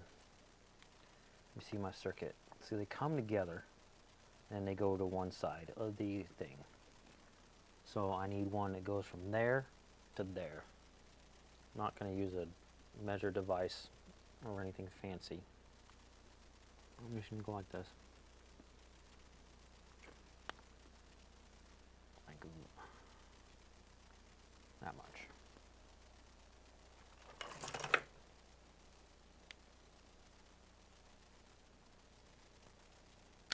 Oops. There we go.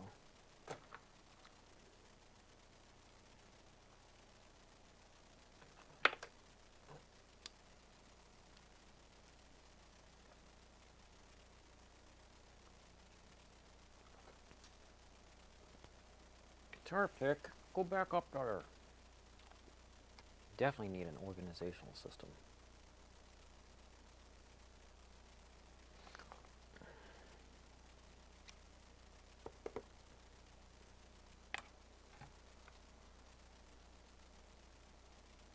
Solder down one side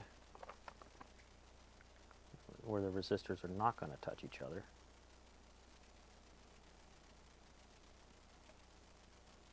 But I'm not going to cut the leg.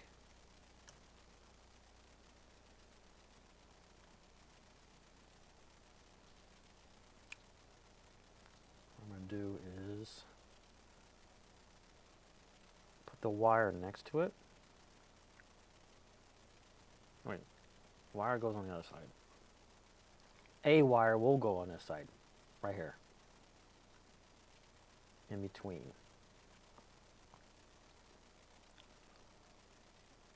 Bend it flat. Bring this over. And we're going to bridge all three.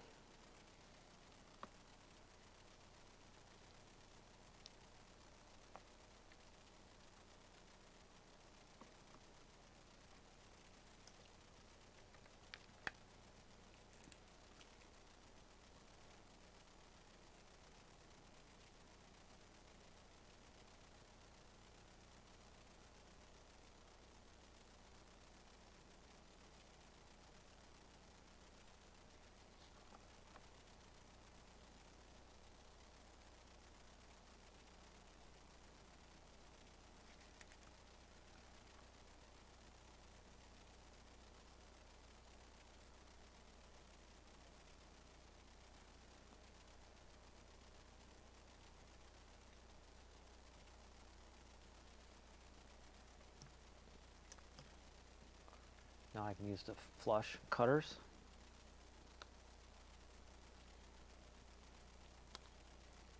I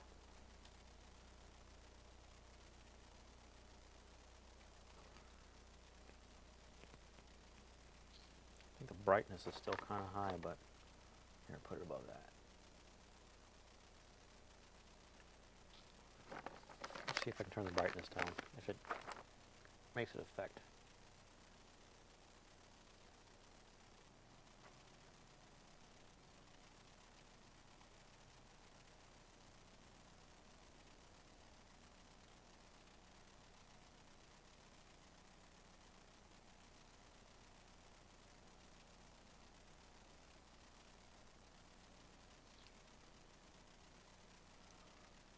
These are bridged on the other side, and these are going to be separated.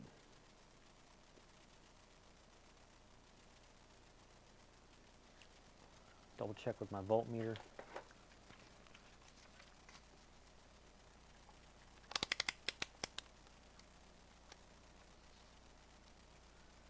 I'll show you what I'm looking at.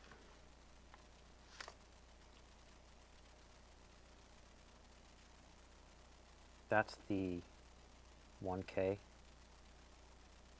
That's the 100K.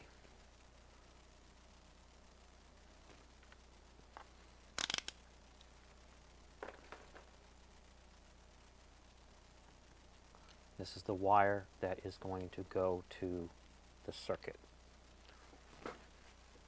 Now let's do the other, let me see.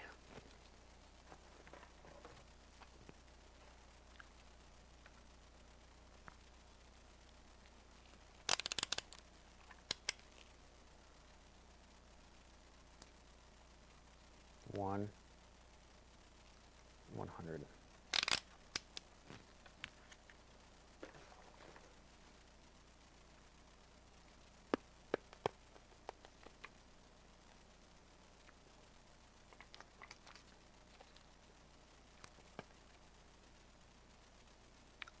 Retro. 100. Together. So I want the other side to be 100 on the modern.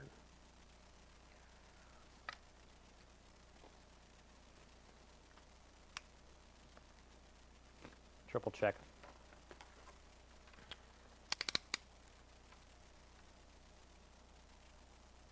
Yep. So get the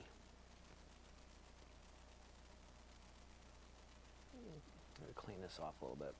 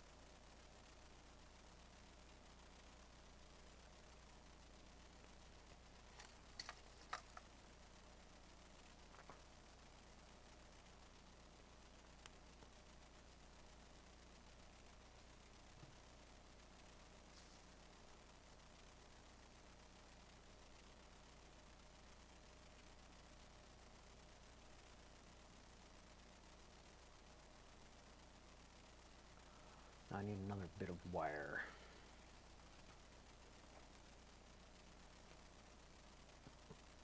Oh, same length.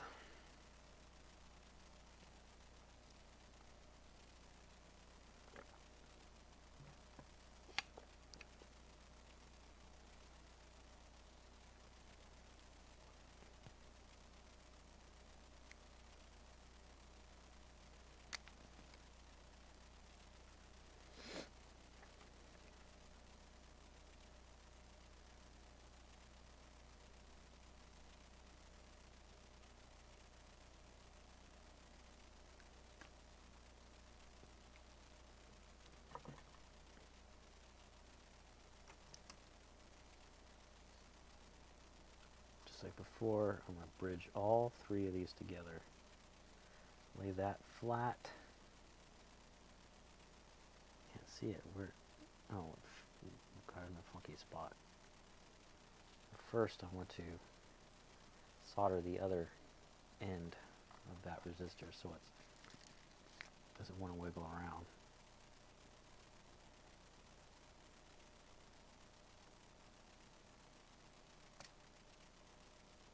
Like so.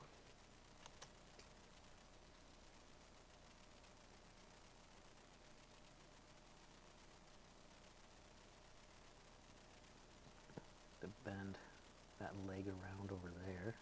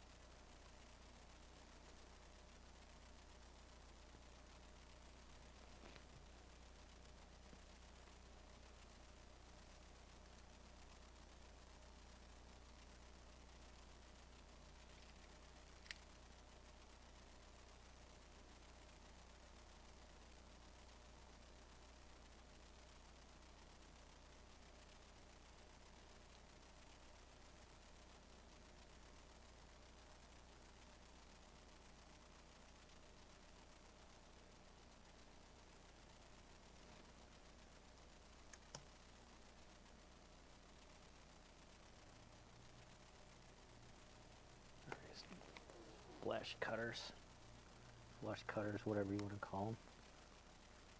All right.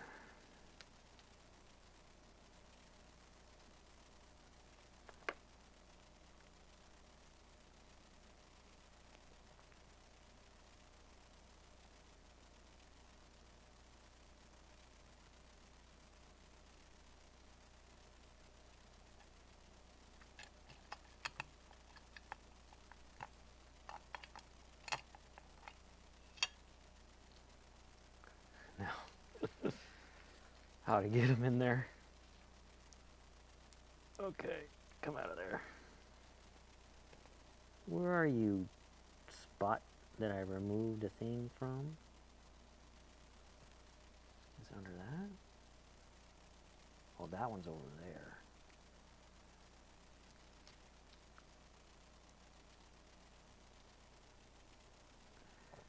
That's not going to be that fun.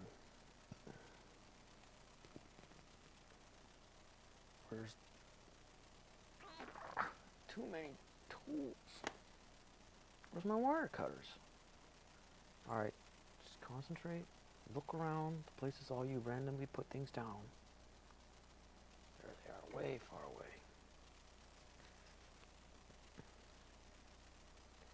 Now it doesn't matter which of the two holes for where the resistor was that I used to plug this wire in.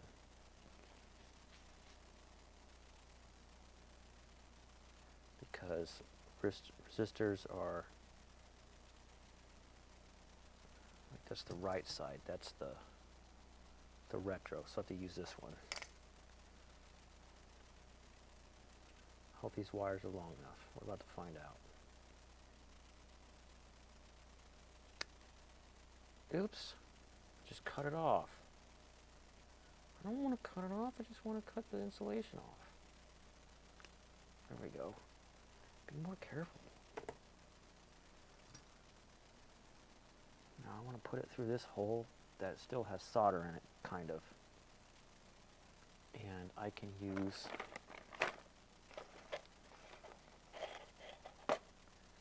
what can I use? Where is it? I kept some component leads just for this.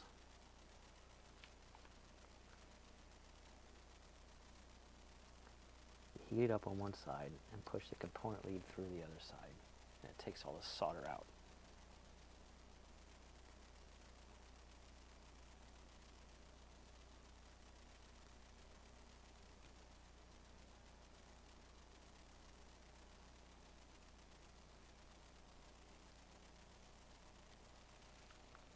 this way.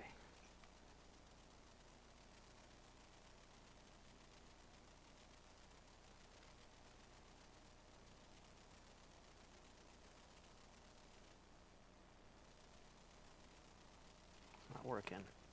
So let's try this. Move switch.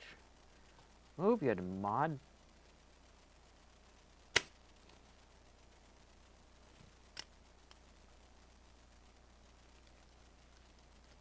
Let's try shoving the wire in.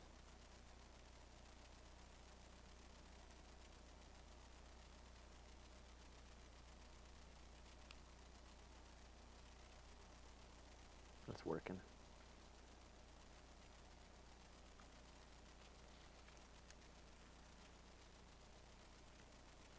Wish you guys could see this. The camera's not high resolution enough. Put the wires through. Now I'm going to put a bit of solder on it and try to not melt that IC socket or the resistor sitting right next to it.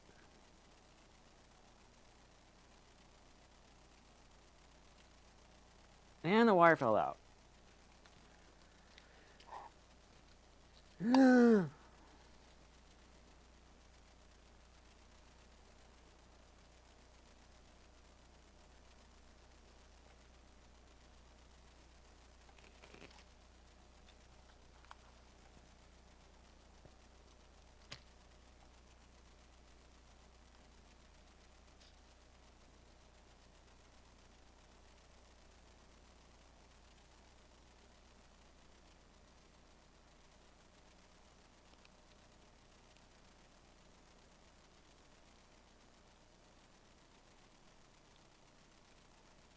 All right, you just kind of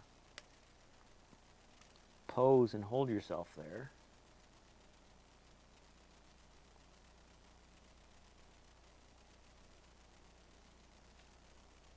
Don't go. No, soldering iron. Don't be weird right now. This is delicate work.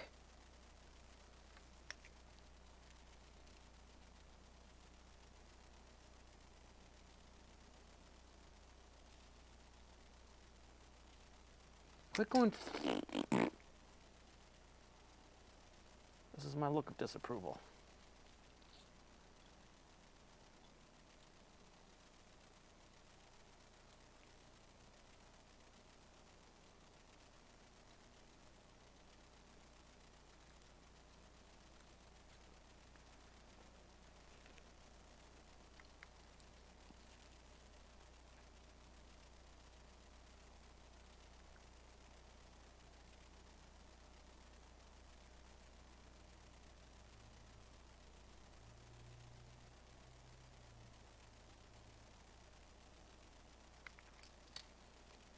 All right, tweezers.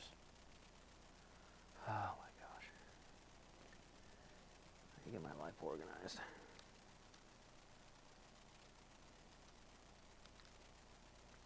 I wish I had my tweezers. Where are you, tweezers?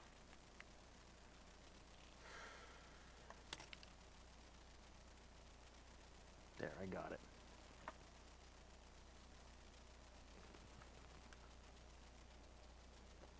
There was a chunk of solder that was stuck. Okay.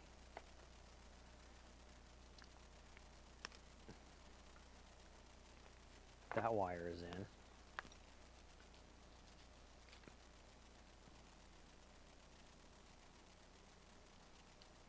And I want it to go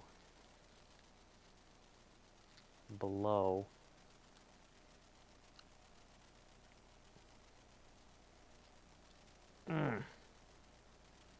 the battery wire. I'm doing wire management, Charlie, if you're paying attention. Just like with computers. And I know it's going to be here, so it has to not interfere with this other wire that goes around this other way.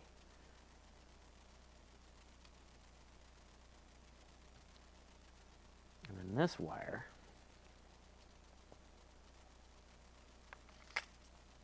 goes up through here next to another mod, so I have to be careful with that.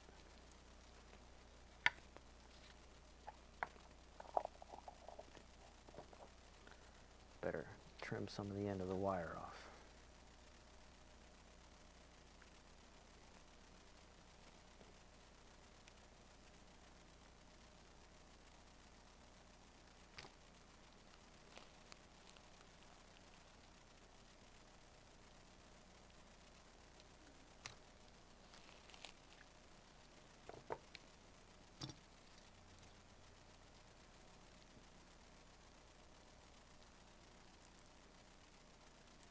Come on, presents. Move.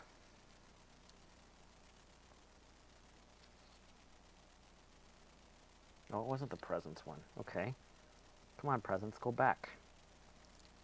Go back where you were. You were in the right spot. Oh, that's the wrong one. Getting my presents knobs mixed up now. Alright. Come on, volume pot. Move.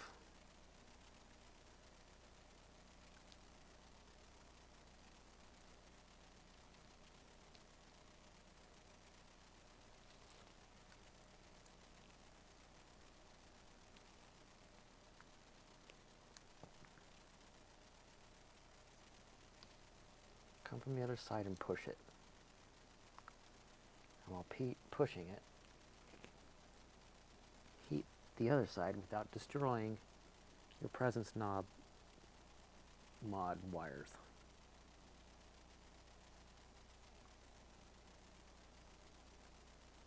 This is a surgeon stuff right here.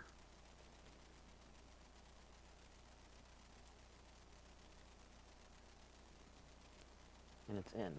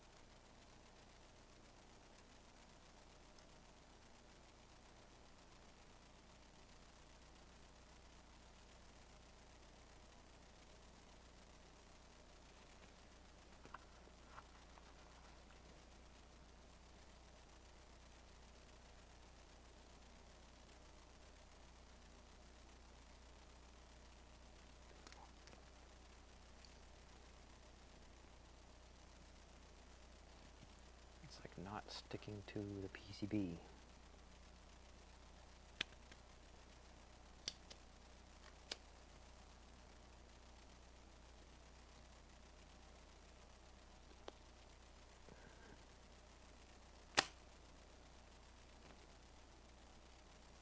It's a little better.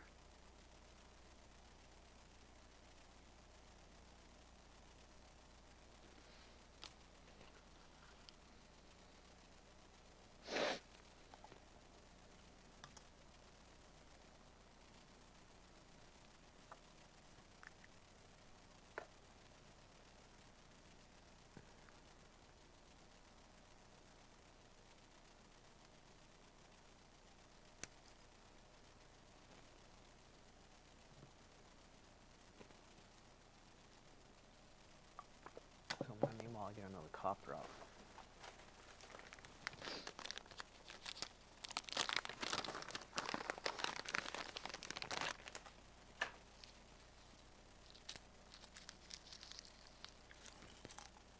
That one's all broke to pieces.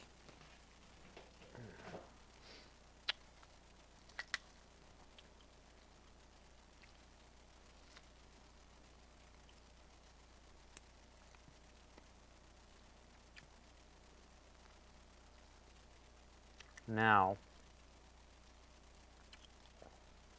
either side of those spots goes to the middle of their own switch.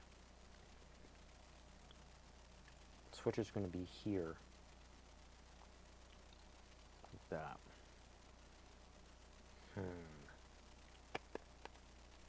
I'm thinking measure 2 wires, put them in, lay them down, and then put it on top of this thing to solder it.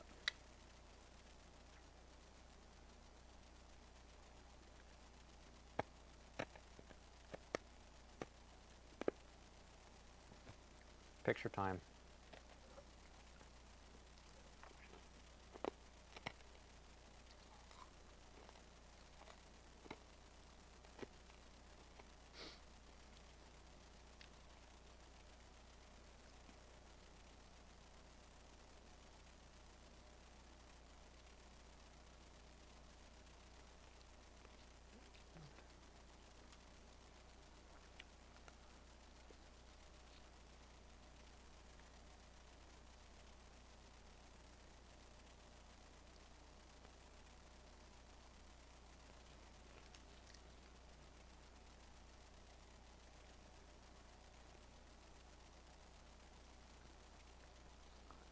And the insides of that pot are exposed. It's crazy.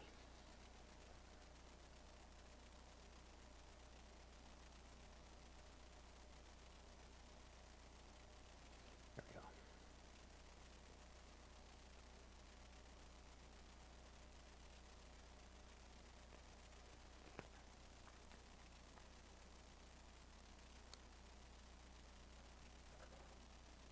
Still 59 down here. Okay. Flip it. Color wire. Orange. Orange, you glad I didn't say banana for some reason.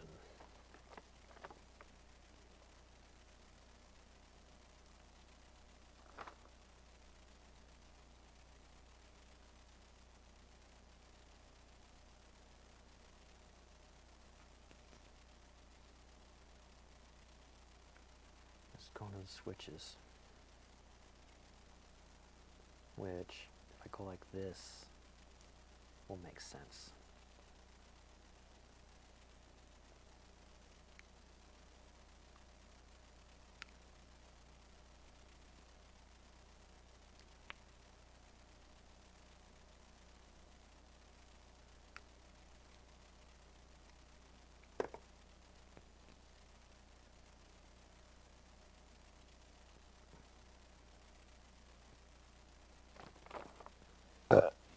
Excuse me.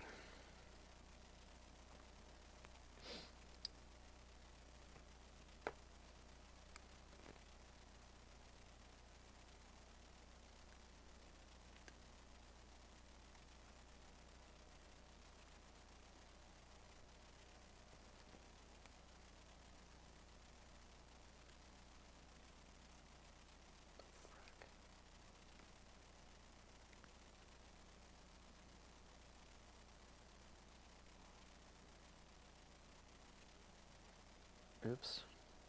How did I do that? How do I pull it back this way?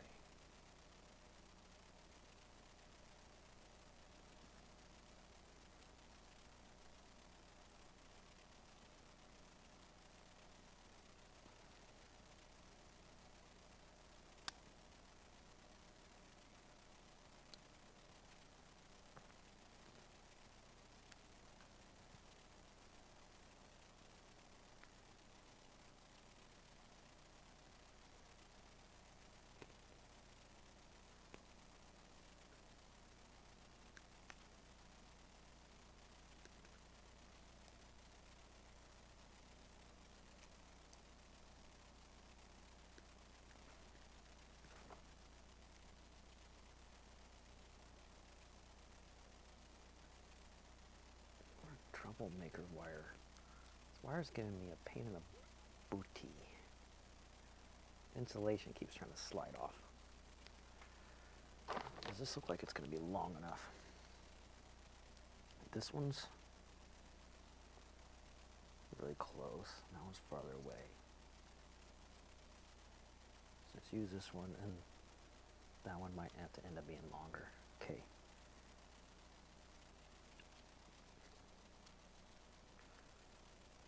Just do like the other one.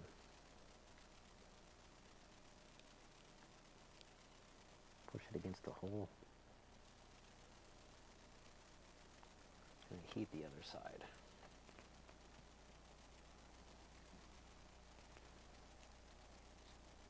Without touching the capacitor next to it. And you just bent the wire. Is it possible to get in there with this soldering iron?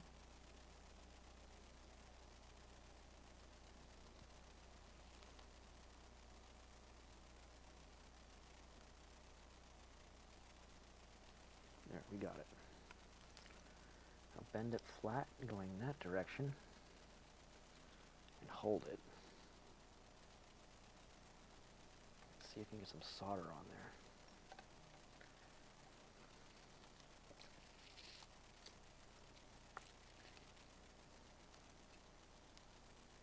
Okay.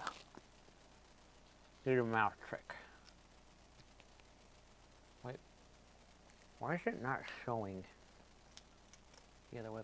Oh, because I controlled the thing. Fix OBS. Alright. OBS fixed.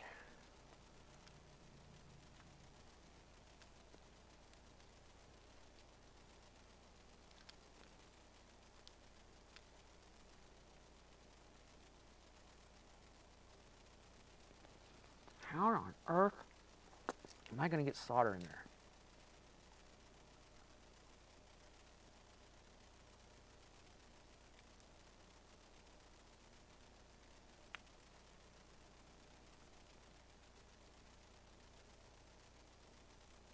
Alright, we're bridged a little bit to the one next to it, and I should hold the wire in when I do this.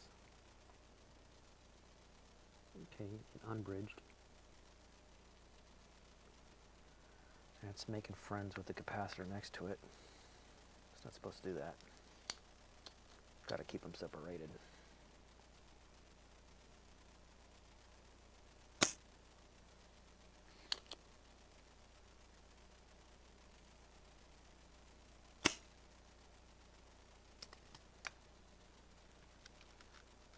It's still too much.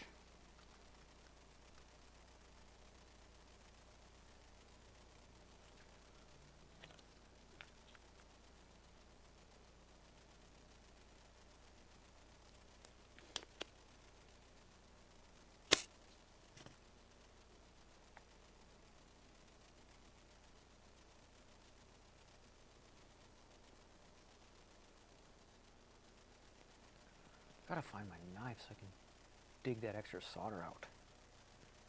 Maybe this other solder that came with the soldering iron won't be as free flowing and only give me a tiny bit.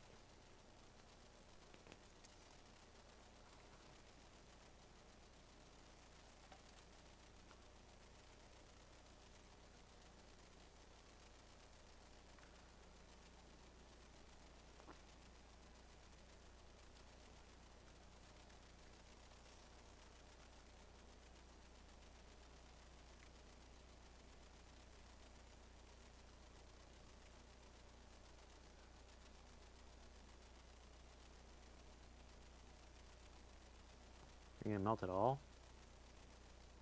Junk solder? There you go.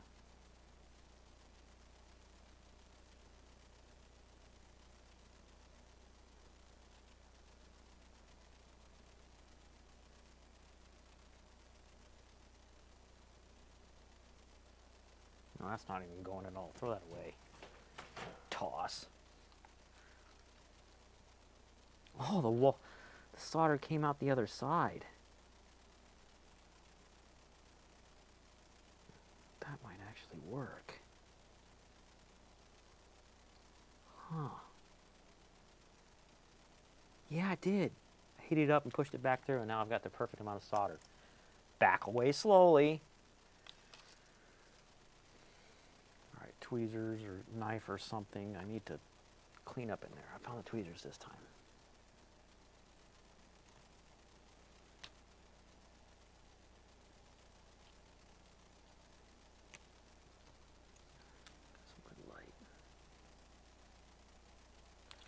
I need a knife for that. Dang it, knife! Did I use it upstairs for something? I don't think so. I don't do much tinkering upstairs these days.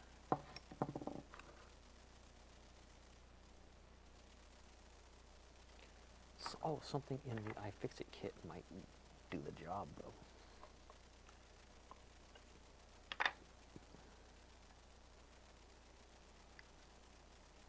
Can't get in there with it. Tiny screwdriver bit, maybe?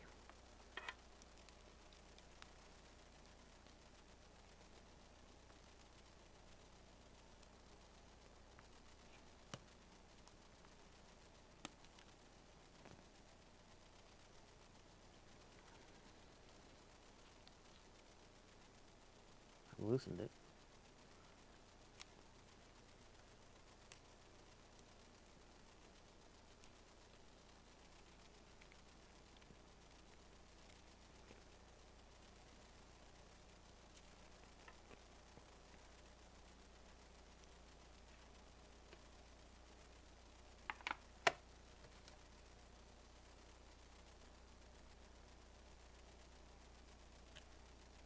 Okay, got it out.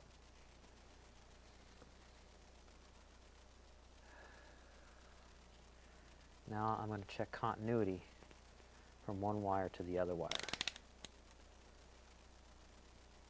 Like this.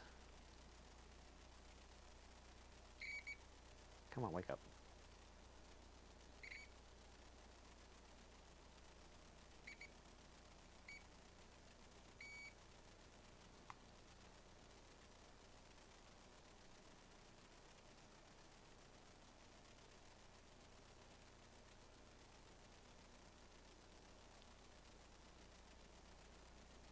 It worked when I touched down there.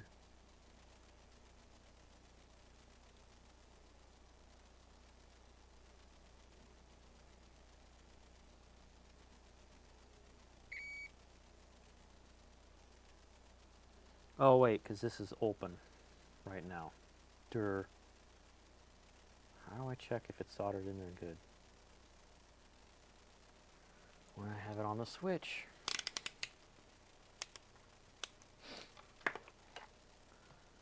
So the other side of the switch, okay, goes in the middle of the switch.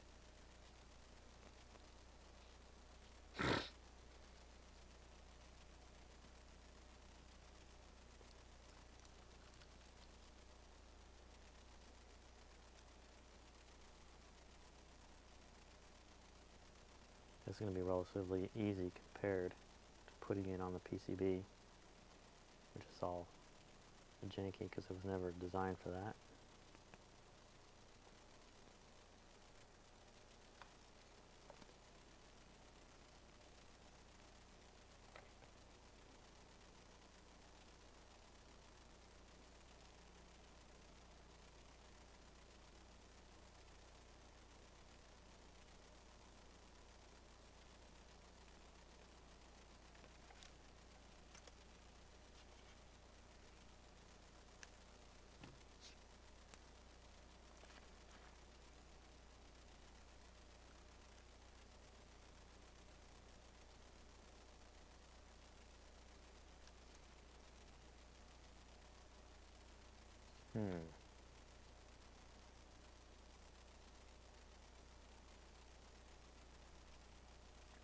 I should have gone from the other way.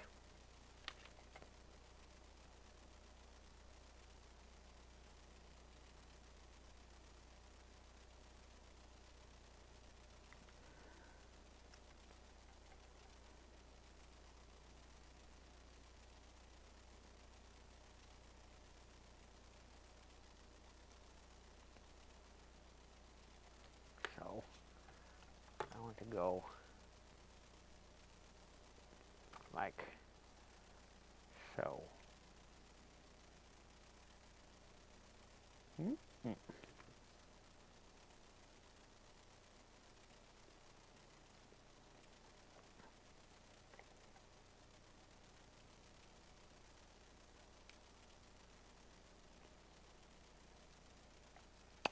glad I'm starting with the middle one, because this was the hardest one. It would suck to do it when I got the other ones on there.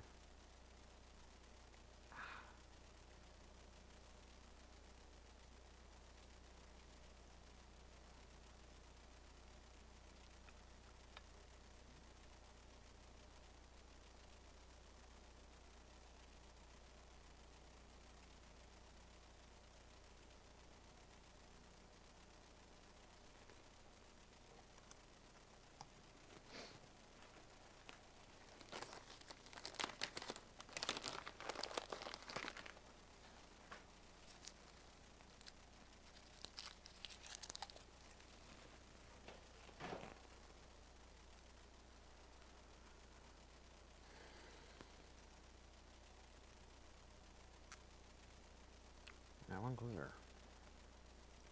Okay. The other one goes here. Oh, don't do that yet. Get the wire first. Put it on.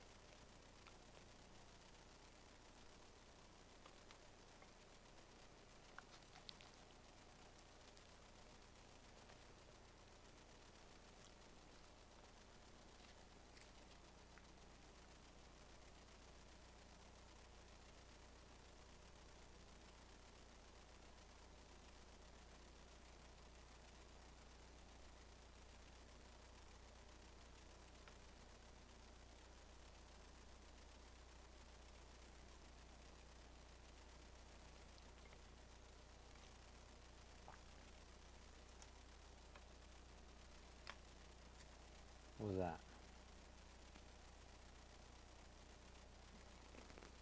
Oh, that's a friend of mine.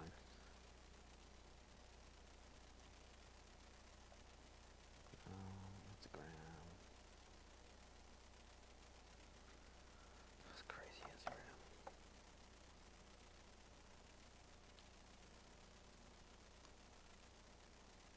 I am still streaming right now. Come say hi.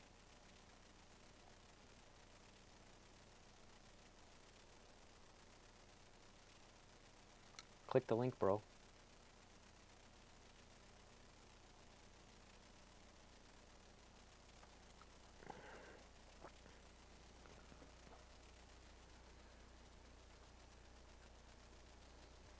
Where did I just put that wire? Right here.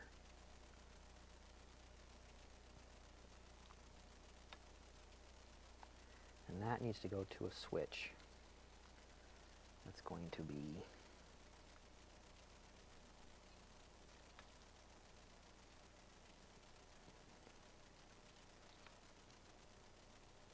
over here. Like that.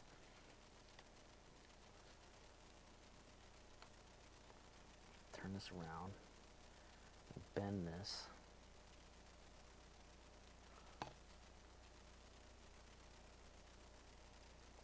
Like that. I'll put some solder in my mouth because I don't have 3 hands.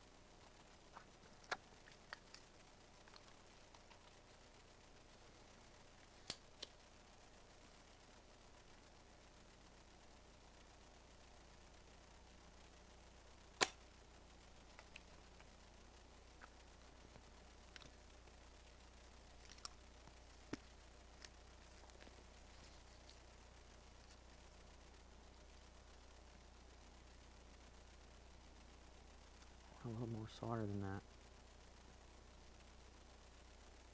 Ow. Okay.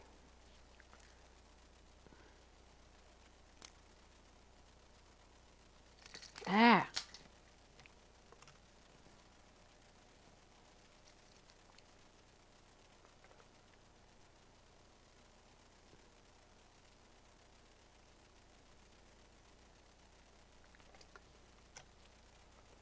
Come on, dude, come over.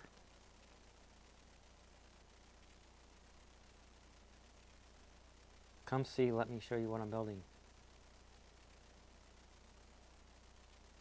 Not the camera, I don't need a camera right now. Whew, I would have started my stream sooner, but the bus was late. Then the connecting bus said, please take next bus, so I had to take the one after that. I got home, I was like tired and wanted to wind down. And I was sore from being outside in the cold and walking, so I took a bath. Those are my excuses. And they're decent ones.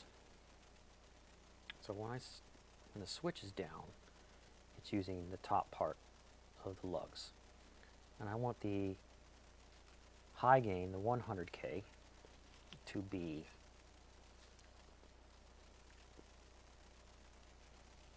when the switch is up. So let's draw a diagram so I don't screw up.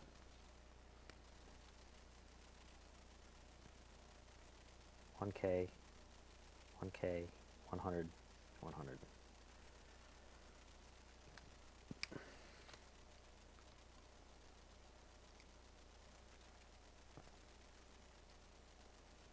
So I have to have wires that come off of this thing and then go over here, right?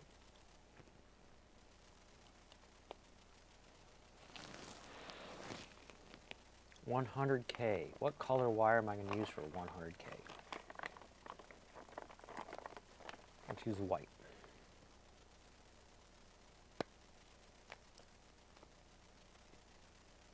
Someone else joined. I see that I got another person. So that's the power jack for this pedal. This pedal comes with its two drive sides. It's a clone of a really popular pedal called the King of Tone. You stack two drive pedals, you make a unique tone, and you can tweak it. It only had 6 knobs, 3 for each side. Volume, gain, and tone. So more high frequencies, more bass frequencies if you turn left. It had 2 internal potentiometers that I made external. These are called presence. They add really, really high, it's kind of like the tone knob, but different. Adds really, really high frequencies.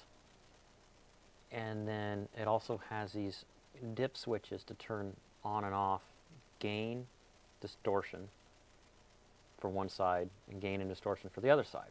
Okay? That's what these switches are that are like dangling over here. Dingle, dingle, dingle, dingle. And they fit through these holes that I made, that I drilled out. What else? I originally built this with metal film resistors on the left side, because you flip it, that's the left, and mostly carbon film resistors on this side, and older diodes, like from the 70s and 80s. The same ones that the pedal this is a clone of uses, because they make a warmer tone, and all the modern diodes and resistors on the other side. So this is your retro sounding side, this is your modern sounding side. Right now what I'm doing, in the instructions that came with this pedal kit, they say you can optionally put a 1K or a 100K resistor in this spot and that spot. And instead I was like, wait, that's the original mod I wanted to have, to turn up more gain, because 100K gives you more gain. It'd be cool to have a flip switch instead, because most people, they would get his pedal, and if they want to do like heavy metal or something, they would mod his pedal. Or if you just email him, he'll build your pedal that way. But that's what I'm making these two switches do right now. And I have the resistors on this little circuit board that I cut out previously. And if you're logged into any Google account, please go ahead and say hi in the chat. If you're shy and don't want me to see your name, then maybe you'll go into your Google settings and put some nonsense, letters and numbers, or come up with a goofy online handle that will make it funny for me to pronounce. And I always do that. It's fun. It's a fun time. Now, right now, I want to make the high gain wires, which are going to come over here and connect to these leads that are coming out. When the switch is in the up position, the bottom lug is engaged. I tested that with the voltmeter. So these bottom lugs are the 100 gain. So I have to have a length of wire that can go down and underneath the circuit and then get over to this other circuit that I built. So let's make it about that long. I cut two pieces like that.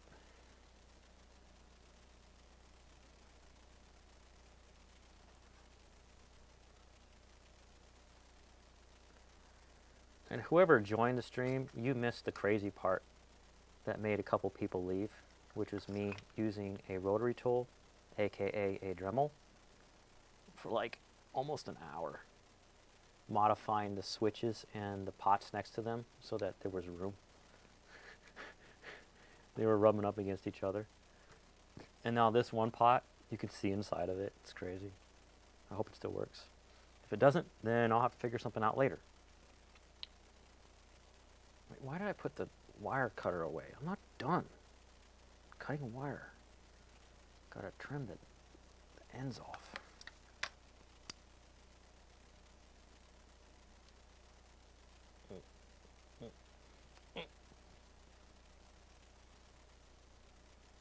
Look at this hack. Most people that watch this have never seen anybody do this.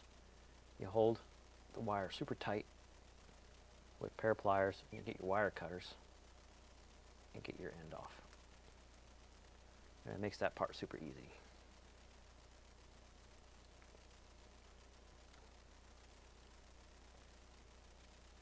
So my end. Ah, well, somebody left. Man, dang it. I hope the person that joined is still here. Me and Elemental Plays, you can see him in chat. We like to load each other's streams and watch them. Just listen to it in the background. He's my son. He's my son. He streams every Saturday on his channel, playing his games.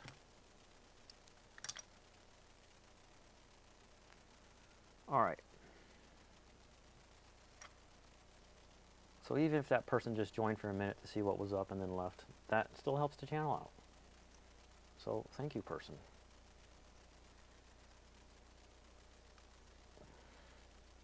Because maybe he had exciting or pressing things to do. He says, all right, I'm on. Okay, I'll explain all that stuff again. Okay, check this pedal out. This is an overdrive pedal. It's the most popular overdrive pedal. Actually, it's a clone of the most popular overdrive pedal. If you want to write this down on a piece of paper. Analog Man King of Tone. Go to a website called reverb.com and see how many thousands of dollars people are selling this used for. This is a clone of that. Starting with, I used circuit components that Analog Man uses in this clone pedal. Namely, carbon film resistors mostly on the right side. This is the right side if you flip it. And the same diodes that Analog Man uses in the King of Tone on this side. And I used all the modern components that StewMac used on this side. StewMac is a guitar luthier company that sold this kit. By design, it has 4 dip switches you can turn on and off. This is the right side gain, and then number 2 is the right side distortion, and then left side gain, left side distortion. These switches that are dingle-dingling, ding-a-ling-ding-ding-ling, is what I modded into the nose, so I turn them on and off from the outside. They go in these holes. See those side? Normal knobs on here are volume, gain, and tone. The tone shapes the frequency of the signal like the tone knob on your guitar, mostly by cutting high end. And these presence knobs are normally internal. You like set them with a screwdriver and you play with your guitar until you know it sounds right, and then you shut it and you leave it. And they also do tone, but in a different way. There's like a lot more top end. It's like really crispy. And I wanted that on the outside. And then I did all that modding, and I had all these holes drilled. And I realized, no, the coolest mod ever would be the mod that's in the StewMac instructions. Because people that like to do heavy metal, because this comes with 1K resistors here and here, and those are what lead to the gain knobs right here. But if you change them to 100K, you get a lot more gain. So if I want more gain, I want to have a switch. And that's what these switches that I'm installing tonight are. Okay, cool. And we're caught up, and now we have 3 people watching. Thank you, Elemento. And I'm not going to say my friend's name unless he tells me, because he DM'd me to tell me he was watching. But if you don't mind, friend whose name I didn't say, pop into the YouTube chat and say hello. If you haven't set up your name, or you don't want people to see your name online, I recommend going to Google how to change your name on YouTube and come up with a clever name that I can make fun of. Not make fun of you, like just to have fun while we're on stream, on future streams and stuff. I love doing that. It just makes good conversation, you know? I'm actually stoked to have this particular friend here. He's a friend of mine for almost a year now. Actually, a year. I met him in January of last year.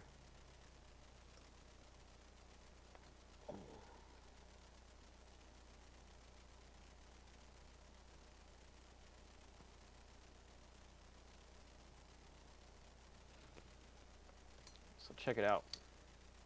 That's a circuit where I have the 2 different resistors, the 1K and the 100K. And now I need to put in these wires that go back to there. Where's the other one I cut? Cool, cool, cool. Actually, I want to run this one around first. Wire management. It's a real thing. I've worked IT jobs where they take wire management real seriously. And some that are like, what the heck are you doing? You're wasting time. And I'm like, I'm making it so you don't have to come out and fix somebody's monitor every 2 days because it quit working because they wiggled it. Because I learned in another job a thing called wire management. And in this case, I'm making it so that it's easier to put the pedal together.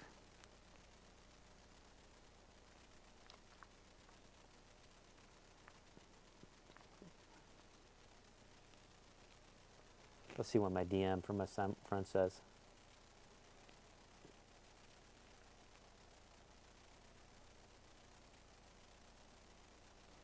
Oh, he says I could say his name. His name is Corbin. Your YouTube is being way slow. If it looks very grainy, Corbin, you want to hit the gear icon on the let me see. I want to bring mine to full screen so I can see it again. Okay. You hit the gear on the top right, and then hit quality, and then advanced, and then 720p. Again, that's gear on the top right, quality, advanced, 720p. It's a stupid thing that YouTube changed recently, and it didn't fix anything, and there was nothing wrong. Everybody on YouTube says it's dumb. But that way, it won't be laggy, and it won't be grainy.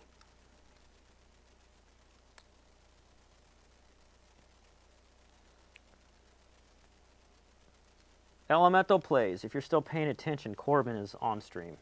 Say hi. He might not be. We watch each other's streams just in the background every week, just to give each other at least one viewer in case no one shows up. It's very rare that we forget to do that.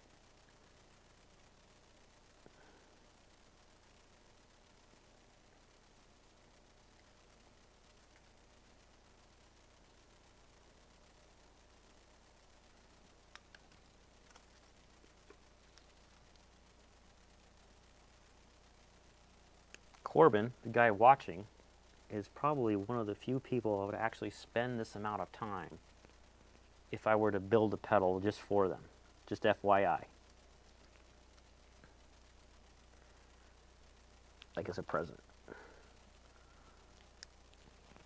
He helped me film a long YouTube series, 6 episodes, that I'm going to start editing after I'm done with this other video that I'm editing. And I'm learning some workflow tricks on that one that I'm going to use on that one. Like rendering composites and then importing those so that my editing software doesn't crash with all the sci-fi crap I have to do.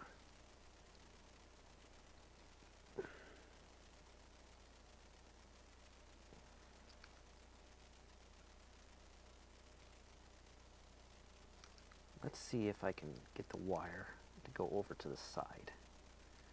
Yes, yes. Hey, Corbin. Sweetness. Corbin's first chat on my YouTube.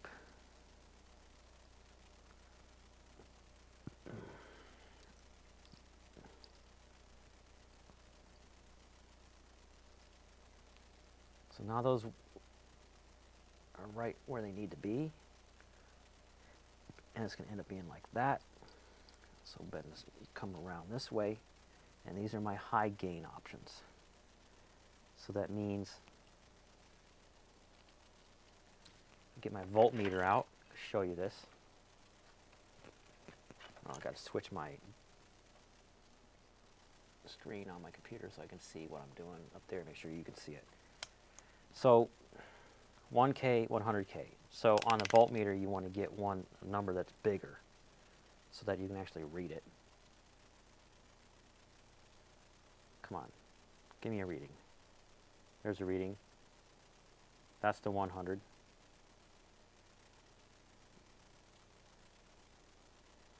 That's the 1. That's the 100. And that's the 1. So my notes say 100K is high gain. So my white one is to lay down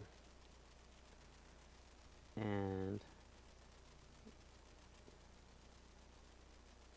go through this hole right next to the 100. Flip it over.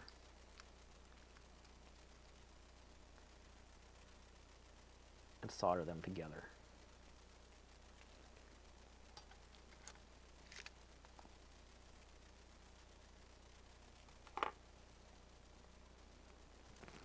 Check out my trick so I can, because I don't have 3 hands to solder in my mouth.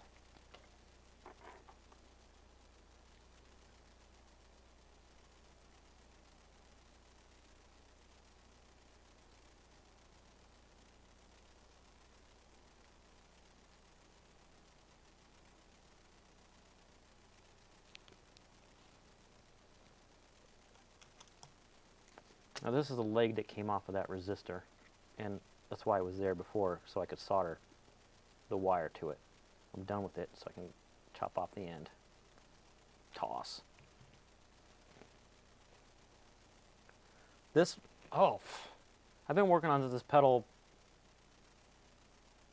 almost 2 months.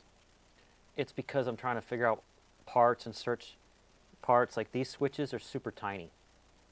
And only one website sold them, and you have to look at the measurements on them and then tear apart the pedal and figure out where it's going to go. But this was all like, but for most of that time, I wasn't modding it. I was just playing it and enjoying it. It sounds really sweet. And I built another pedal since then. Good question, Corbin. You get gold star in the class for asking a really relevant question on stream. So the 101 is this one. Go through the whole wire. Good.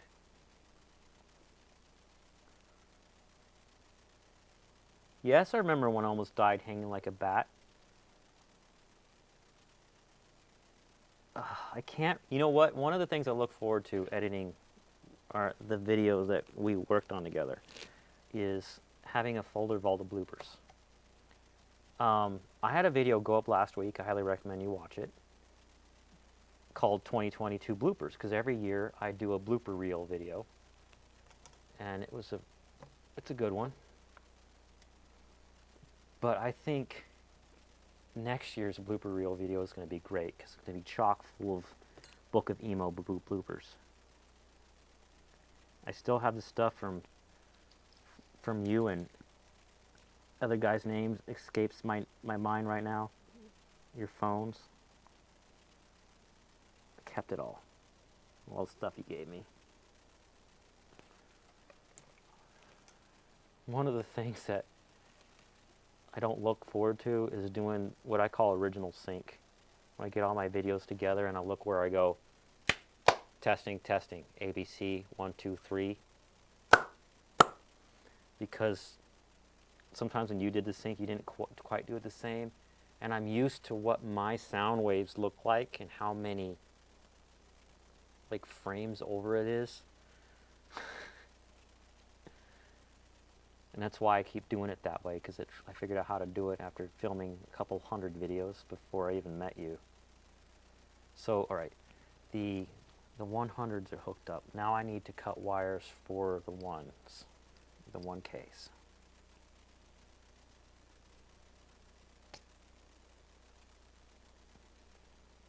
These need to be a tiny bit longer. Let's use blue.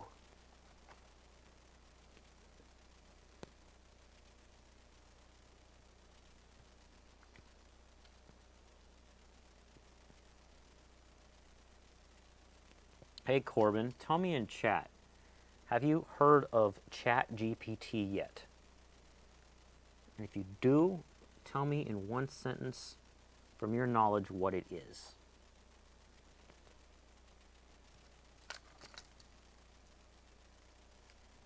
Because I wrote a script for a video on Sunday using ChatGPT. And I filmed it last night. I'm going to start editing it next week.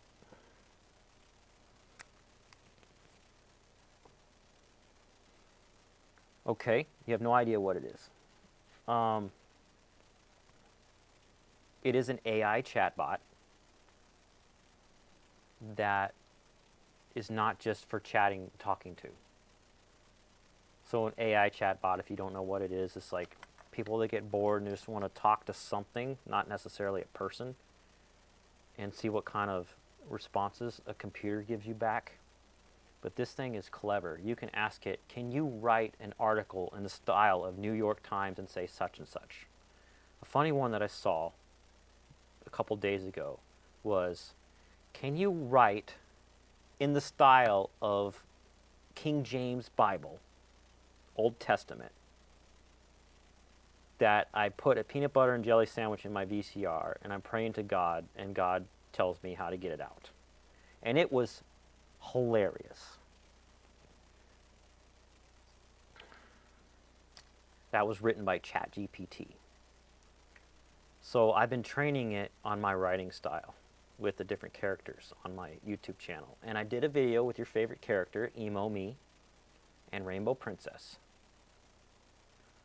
It's called I Am Still Sick, because I've had a cold for like a month. And I told ChatGPT what each scene's supposed to have in it, and I told it kind of what I wanted Emo Me and Rainbow Princess to do, and it wrote it. And basically how it works is you tell it, okay, I don't like how you did this, fix that. And then it tries to fix it, and sometimes it messes up something that wasn't broken before and the way it wrote the other thing. And you go back and forth until it's done. And I don't think these wires are long enough that I just cut. Let me see.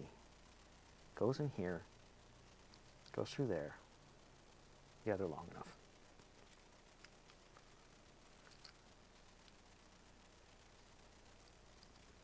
But ChatGPT might help me with my my homebrew programming too. Because I was doing my workout on Saturday. Elemento Place, aka Charlie, my son, was here. He saw. And one of these YouTubers I'm subscribed to, who does not upload or do live streams that much, he did a live stream. And he was using ChatGPT to help him write code in a language called Python. And he had this like bunch of LEDs in an array, like an LED sign, which is big green LEDs. And it took him, I think, 6 iterations of asking ChatGPT to write code to make it so that someone, like, it's called Super Chat on YouTube, where you pay to have your message shown on and go to the top of the YouTube chat, but it was also showing on this LED thing behind him that ChatGPT wrote. You should make a vid where you have an AI Rob who thinks he's an AI chatbot. I like that.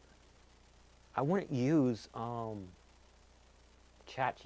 for it though, because ChatGPT is too good. Get a really like dumb one. Like there's one on Twitter who's really dumb, and I pick on it sometimes. But that's a good idea. Use that to write the script.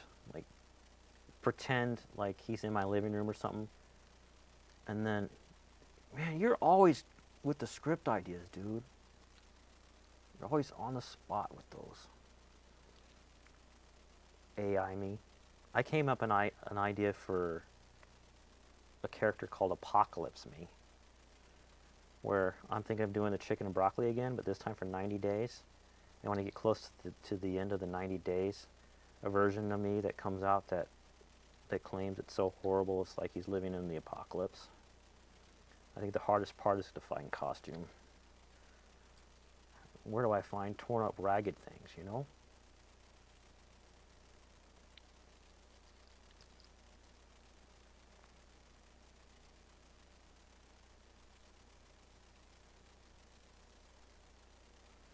I'm using solid core wire because I can bend it into a shape and it'll stay there.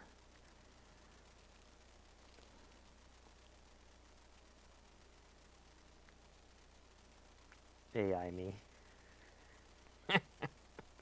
All right, tell me in chat. What is the plot? Because all the versions of me are either from another universe, like a parallel universe, or they're versions of me from my mind. Is the version of me that's an AI me, is he from my mind, or is he a construct? Is he from another universe, or what? That's the question.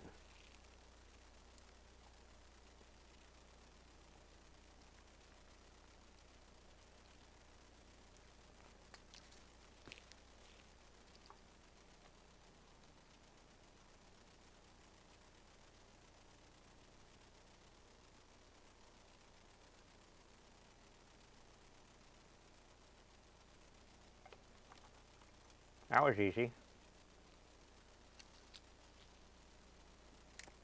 Come here, other blue wire.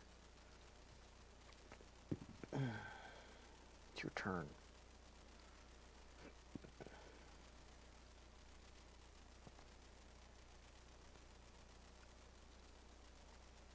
Go under.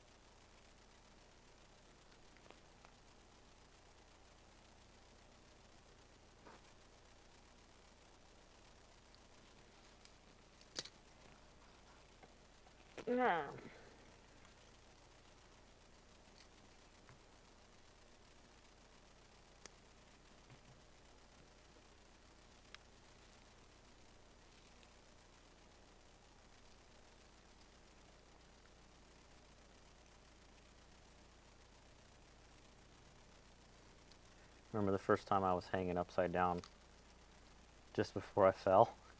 You were like, "Monkey Rob," and I'm like, "Thump."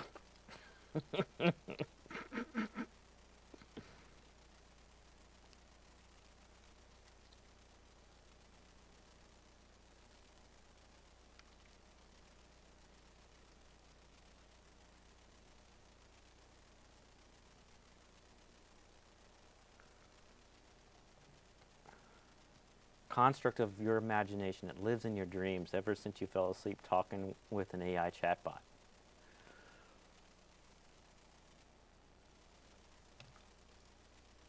I'm putting that in a dock right now. I'm putting that in a dock.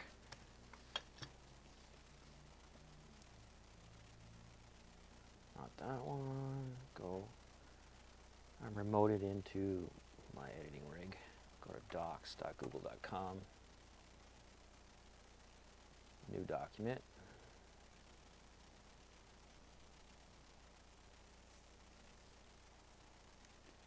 AI, putting quote, AI Rob idea by Corbin.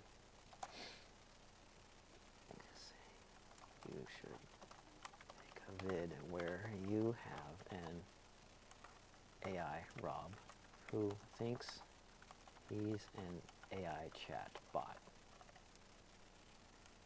AI Rob is a construct of your imagination that lives in your dreams ever since you fell asleep talking with an AI chatbot. You fall asleep with your face on your desk and wake up with Rob sitting on your bed. Now every time you fall asleep, he's dreams. like Freddy Krueger. And he glitches more than, you know, he glitches more than other me. He just like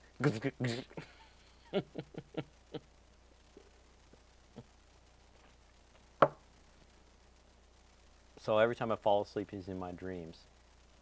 So that means, you know, I do like 5 scenes with little short scenes in between where I'm awake. I'm freaking out and my life is screwed up. And okay, do 5 scenes asleep with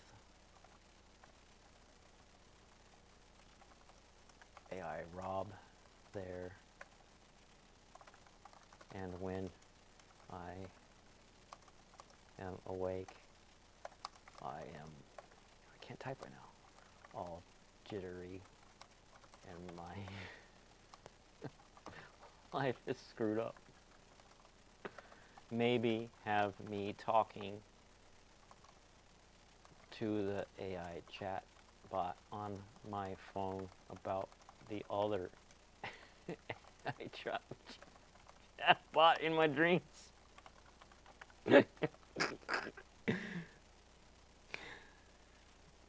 How was your days? How was your days?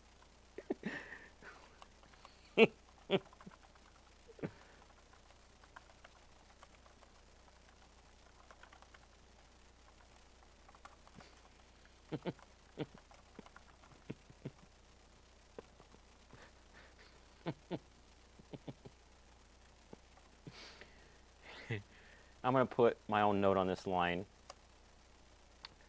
Use crappy AI chatbot conversations to write script.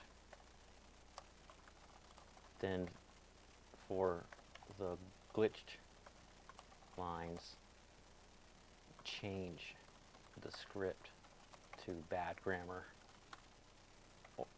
and or English. If you have Reddit on your phone, definitely follow r/English. It's ENGRISH.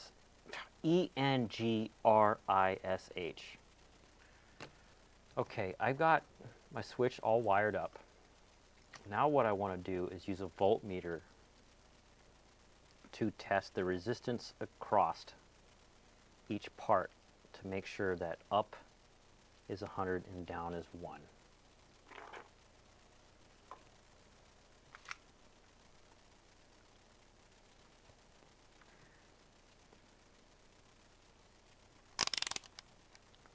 So right now it should be 1.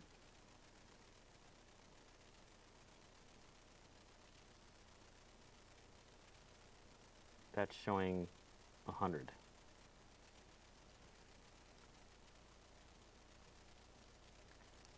Up.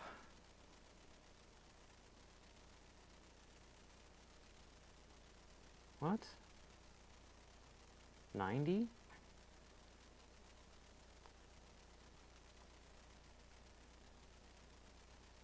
What did I do wrongs?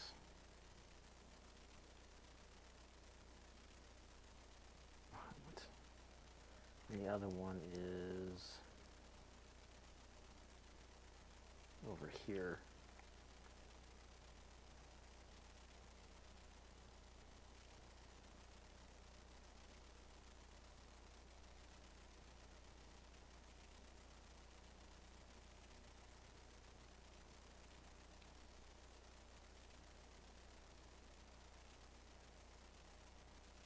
How was your days?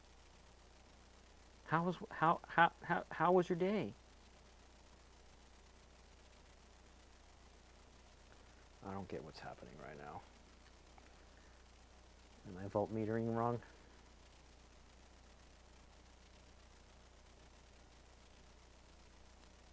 That should say 0 resistance. Okay, good. That side might have something wrong with it. Okay.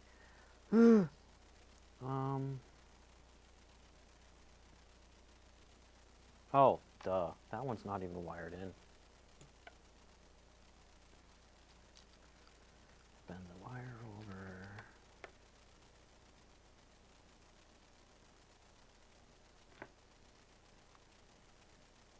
Oh, wrong way. Bend the wire over the other way.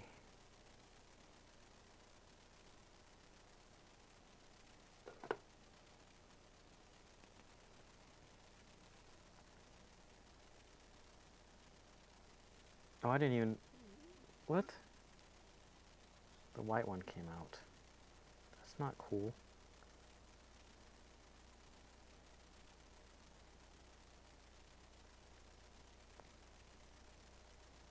Put some solder on the other side to hold it there.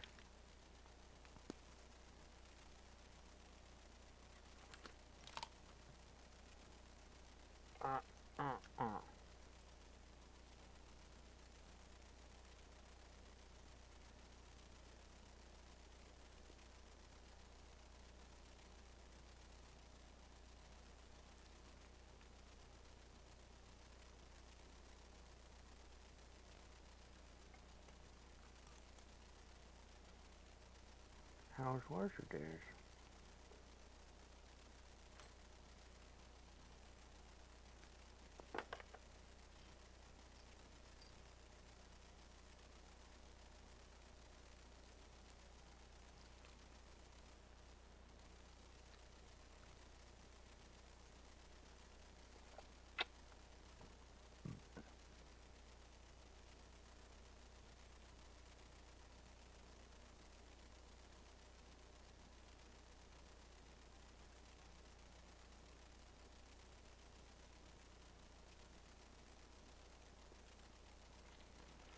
I need a bridge those.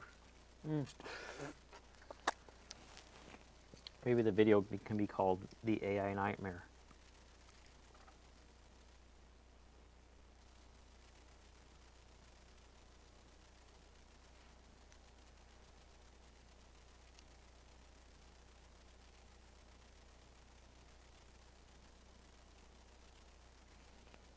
Alright, let's do some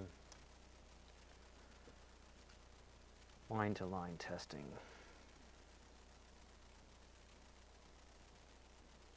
The yellow to the blue. What's that got?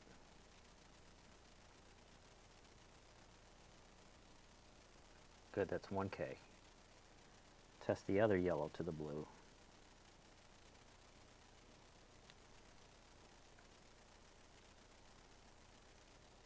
$28? What? Could be touching other stuff in the circuit.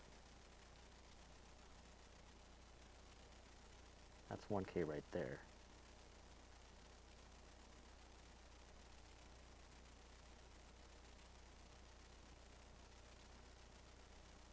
Check continuity.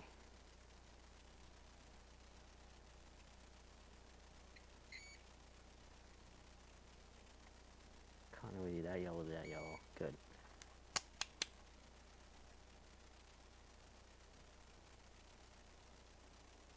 Alright, that's 1. And then that one should be 100. And then that yellow to that should be 100. Now flip these both up.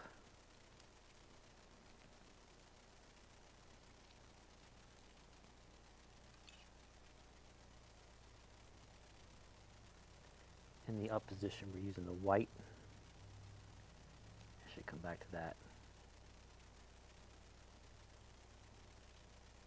Why is it 158?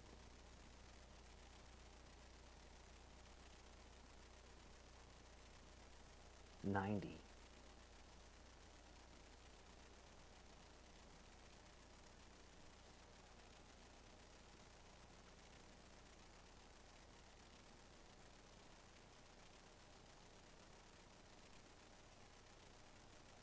That's 100. That's what I want. Okay. Why is the other one being a bugaboo? 90 might be close enough to 100 for... that's the... Okay, well, I don't know. That's interesting. Very interesting. But the white to the white should be 0. Good. I'm going to grab a calculator, as in a certain kind of calculator. Parallel resistor calculator. It's already in my search results because I was looking at this before. Make a cough drop.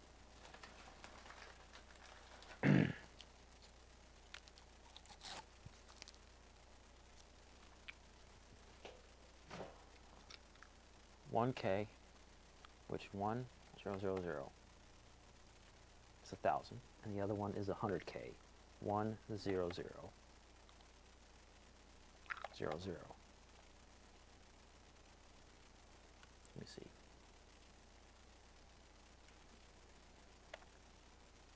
Hit enter.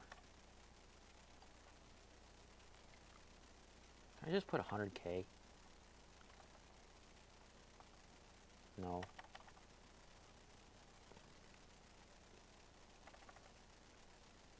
Where's the calculate button?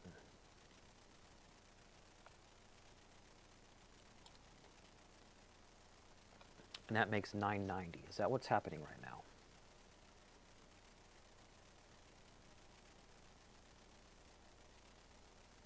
That's 100, like it's supposed to be.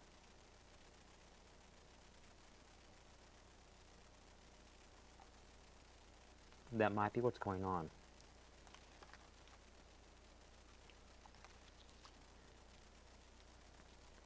To make sure they're not touching each other on both ends. They're only supposed to be touching each other on one end. How do I check that? Continuity, like this. So the resistors are supposed to be touching each other on this end, but not this end. They're not touching. Why are you giving me a value of 90?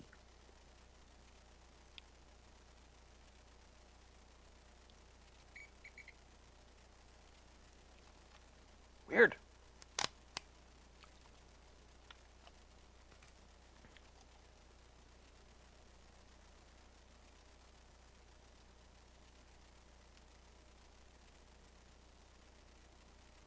$100.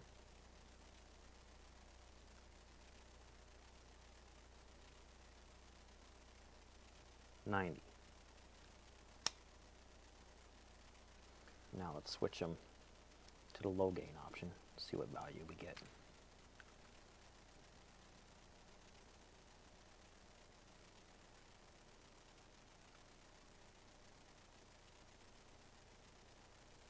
Might not be connected. I'm getting nothing on that one. What about this one? That's the right amount. This blue one has an issue.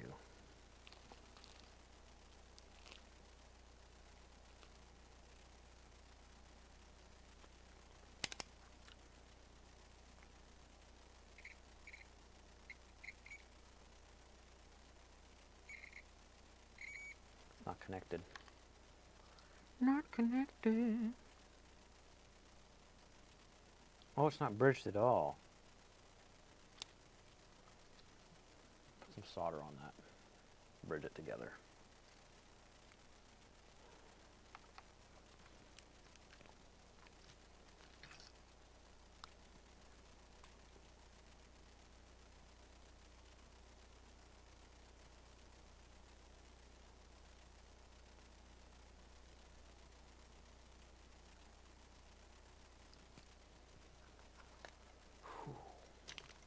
That's a lot of progress tonight. Okay.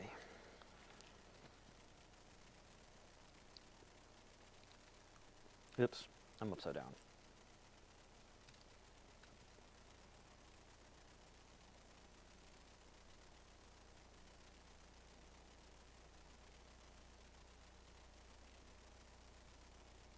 That is crazy. Okay, 100. Oh, that's 1,000. I get it. Okay, I get it. Wait.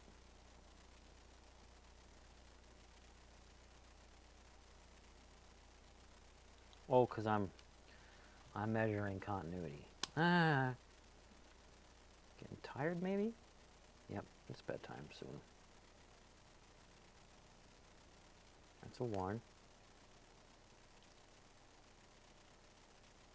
Come on, give me a 1. Come on, give me a 1. That's a 1.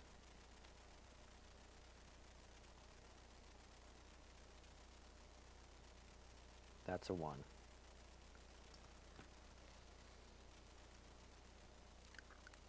Okay, I see another chat from Corbin. I'll read it in a second. And then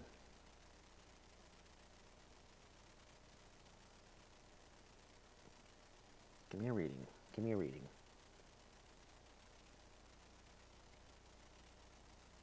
Oh.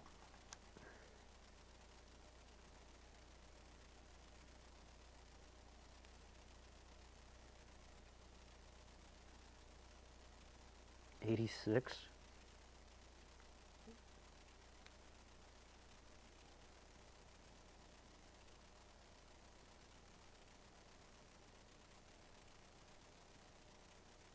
And 100.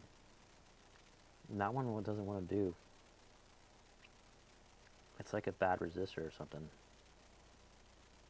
That's alright. That'd be a unique flavor coming from a pedal. Alright. Let's just see this other idea you got.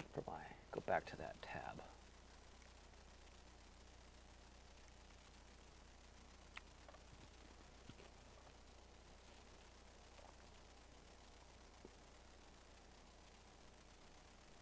Hot emo babe. That idea is funny, but it's a little harder to script in, as in, how do I present it, you know? Where did it come from?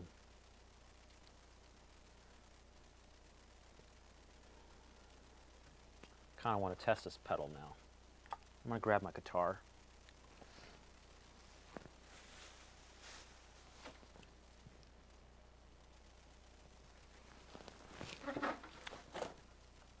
Yep. Imagine there's a nope sign right there.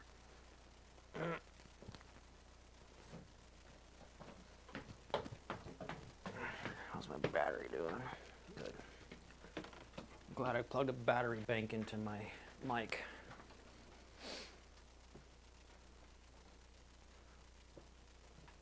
Turn on a space heater in my bedroom, because I'll be going to bed soonish. Grab my guitar, go back down.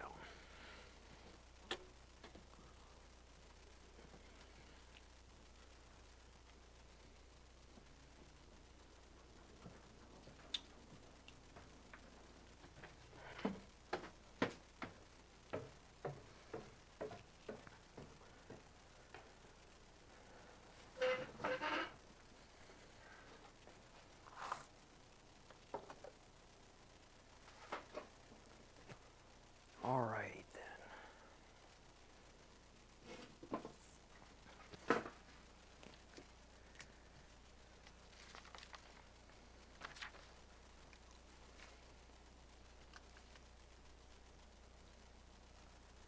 Turn all the knobs down.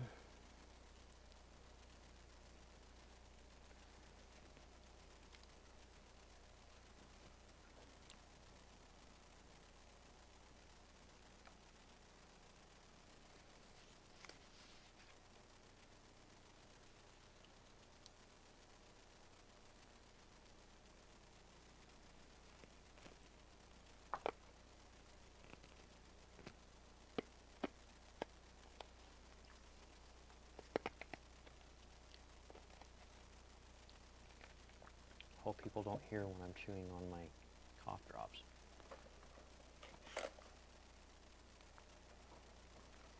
Hope it remains as an internal sound inside of my skull.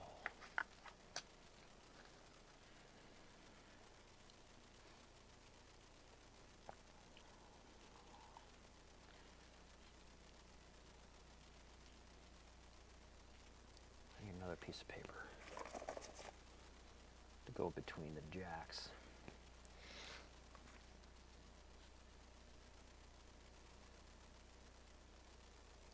And the circuit board.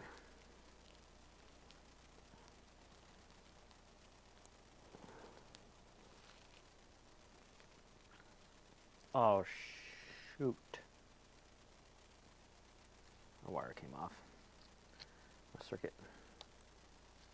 Gotta fix it. Trying to figure out how to get at it now. The input thingy, what's it? So number one, I'm going to replace it with a better wire. Brown.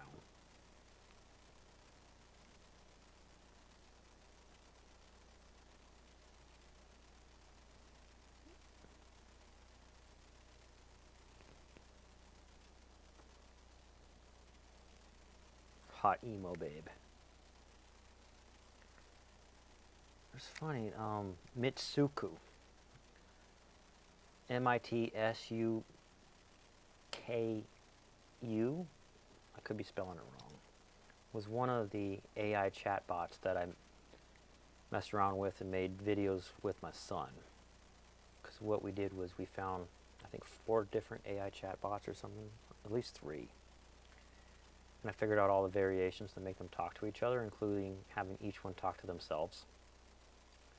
And how I did that was just, I would enter hello into one,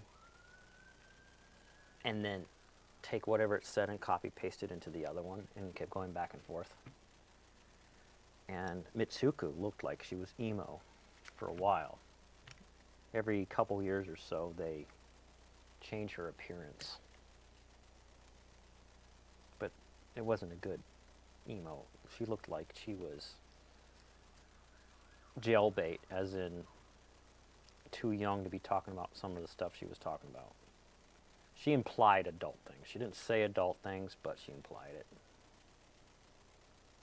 So we limited our chat with that AI chatbot to just what I did for the videos, because it was totally weird.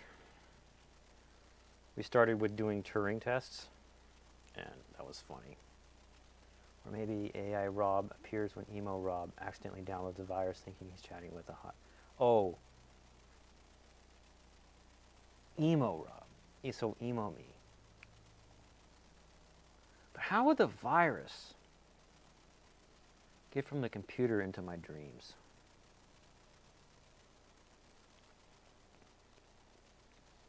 That could be a sci-fi twist.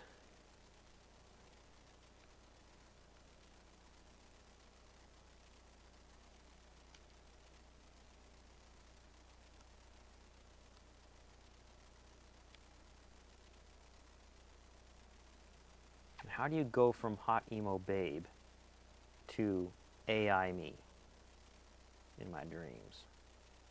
There has to be a plot connection there somewhere. Can't believe I misread your chat.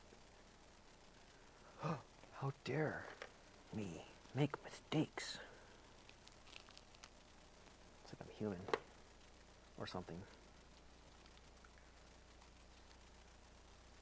Or my tweezers. Okay. The broken wire is still inside of the PCB. How do I get it out? I got a mod wire crossing across its path that I don't want to mess up.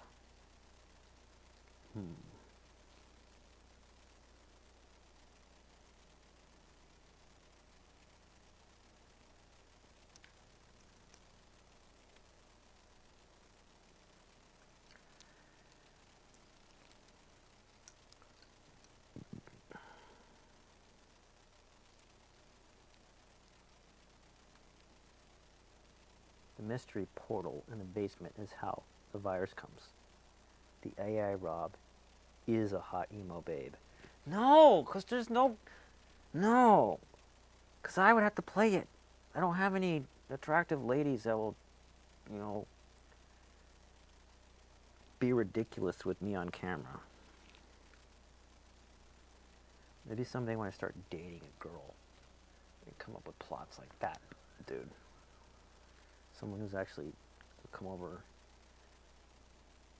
You know, female friends from church don't count. None of them ever wanted to do that whenever I asked them, unfortunately. They don't have vision like you do.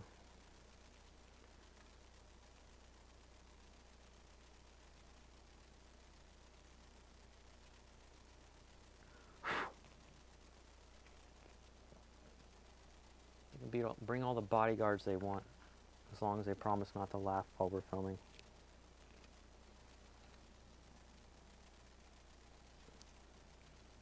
I swear, I'm not going to do any weird things. I just need actresses to play female roles. Because I can't just put makeup on and buy dresses and stuff for every female role, because I don't want to overplay that. Where did I put the solder? Solder's in the mouth, and it goes over there. The mystery portal. The black hole room.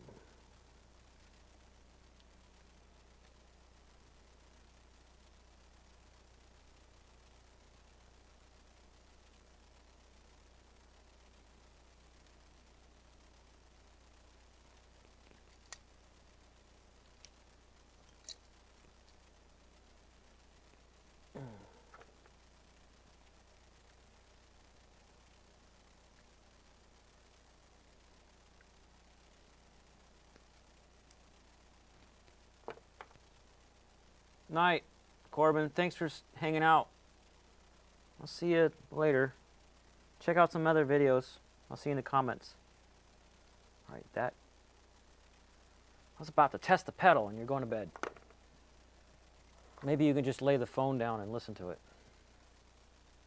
Because I just fixed that and now I'm going to lay it, set set it up so it doesn't short circuit while I test it, which is just lay it on a piece of paper, easy peasy, and then put a piece of paper between certain components and other components so they don't touch each other, because they're normally mounted inside of the enclosure.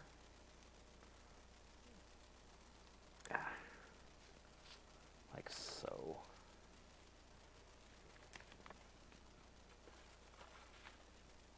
Let's see, put the tuner pedal in.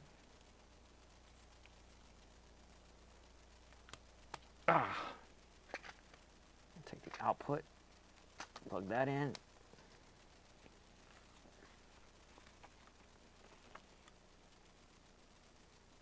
If it electrocutes me, then at least I had friends.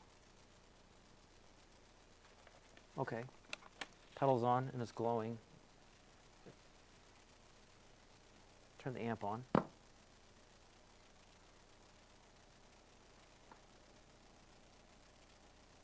Not getting any sound through the pedal. Volume's down all the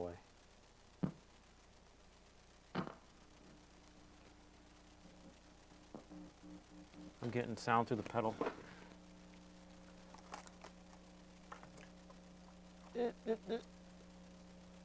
Plug into the guitar.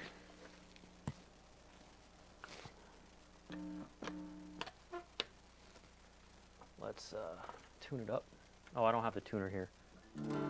We're just gonna have to suffer. Let's turn gain up on.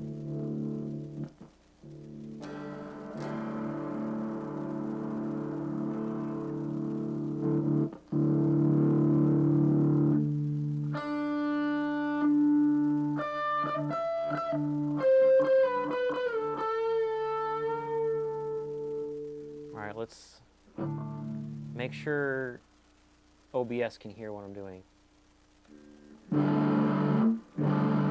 Yeah, I got that mic'd up.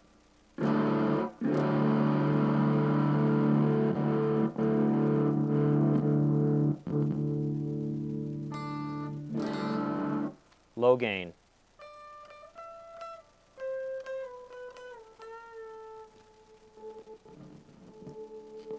High gain.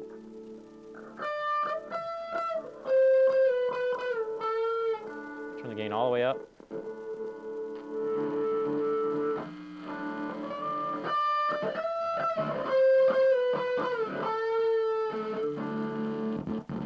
Let's turn distortion off.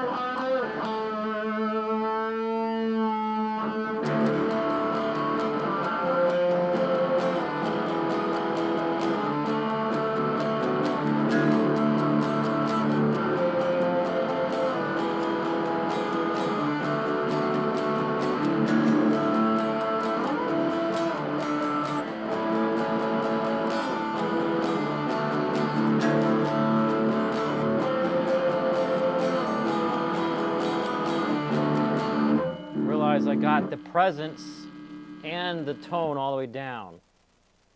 So I'm guessing at 12 o'clock where that's going to be.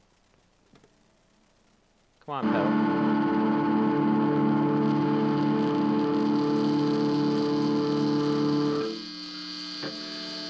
Turn the gain down. I don't hear that hiss. That's good. Let's try this one.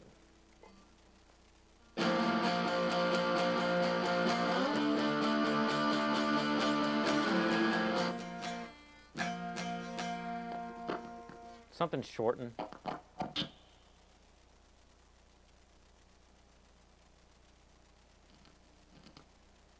Piece of paper, maybe?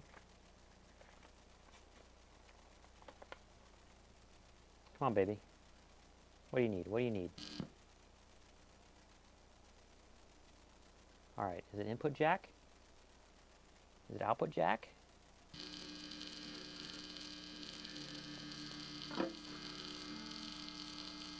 Alright, something's crackly.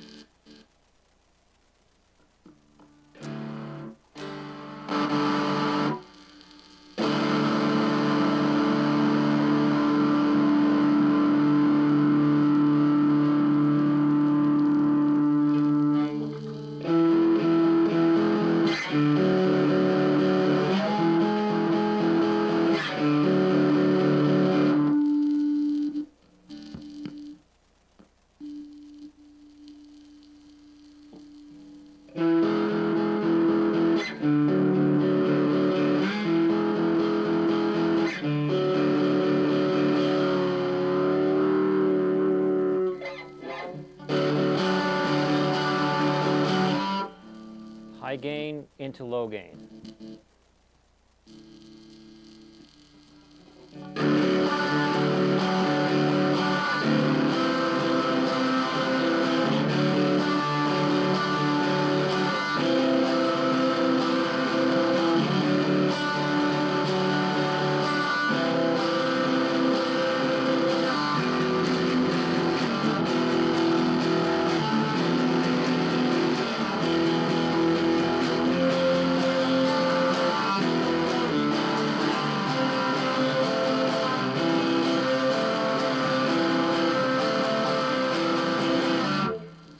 All right, low gain into high gain. What is doing that? Work. Come back to me. Come on to manymods.com.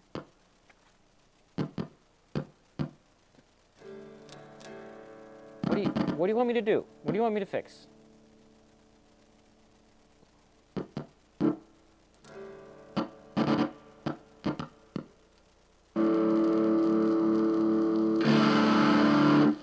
Now it's low gain into high gain.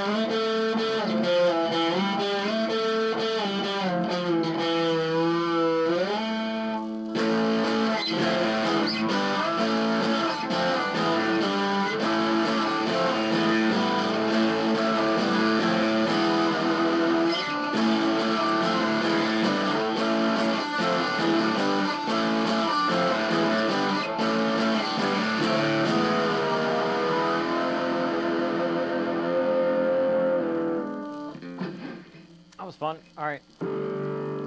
I think this one has an issue, this switch, because touching it is what fixed it earlier. See that? Or is it this one?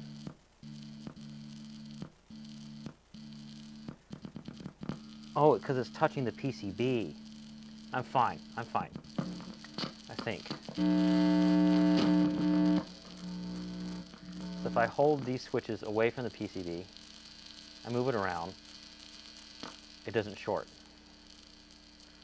My circuit works! Yay! So for anybody who actually watched this live stream, I mean, on replay, do me a favor, go in the comments and say you watched the replay. Because comments are the best thing you can do to help me out on the channel in regards to the algorithm. In regards to coming back and seeing my channels in the future, the best thing you can do is subscribe and change the notification settings by clicking the bell. And I think I'm going to end the stream with that. Let me see. It won't tell me how long I stream. Yeah, it is. 4 hours. Yeah, that's pretty good. Pretty good for how complex this mod was. Dremeling these components and getting them to fit and measuring all the wires and chatting with peeps. All right, that's it.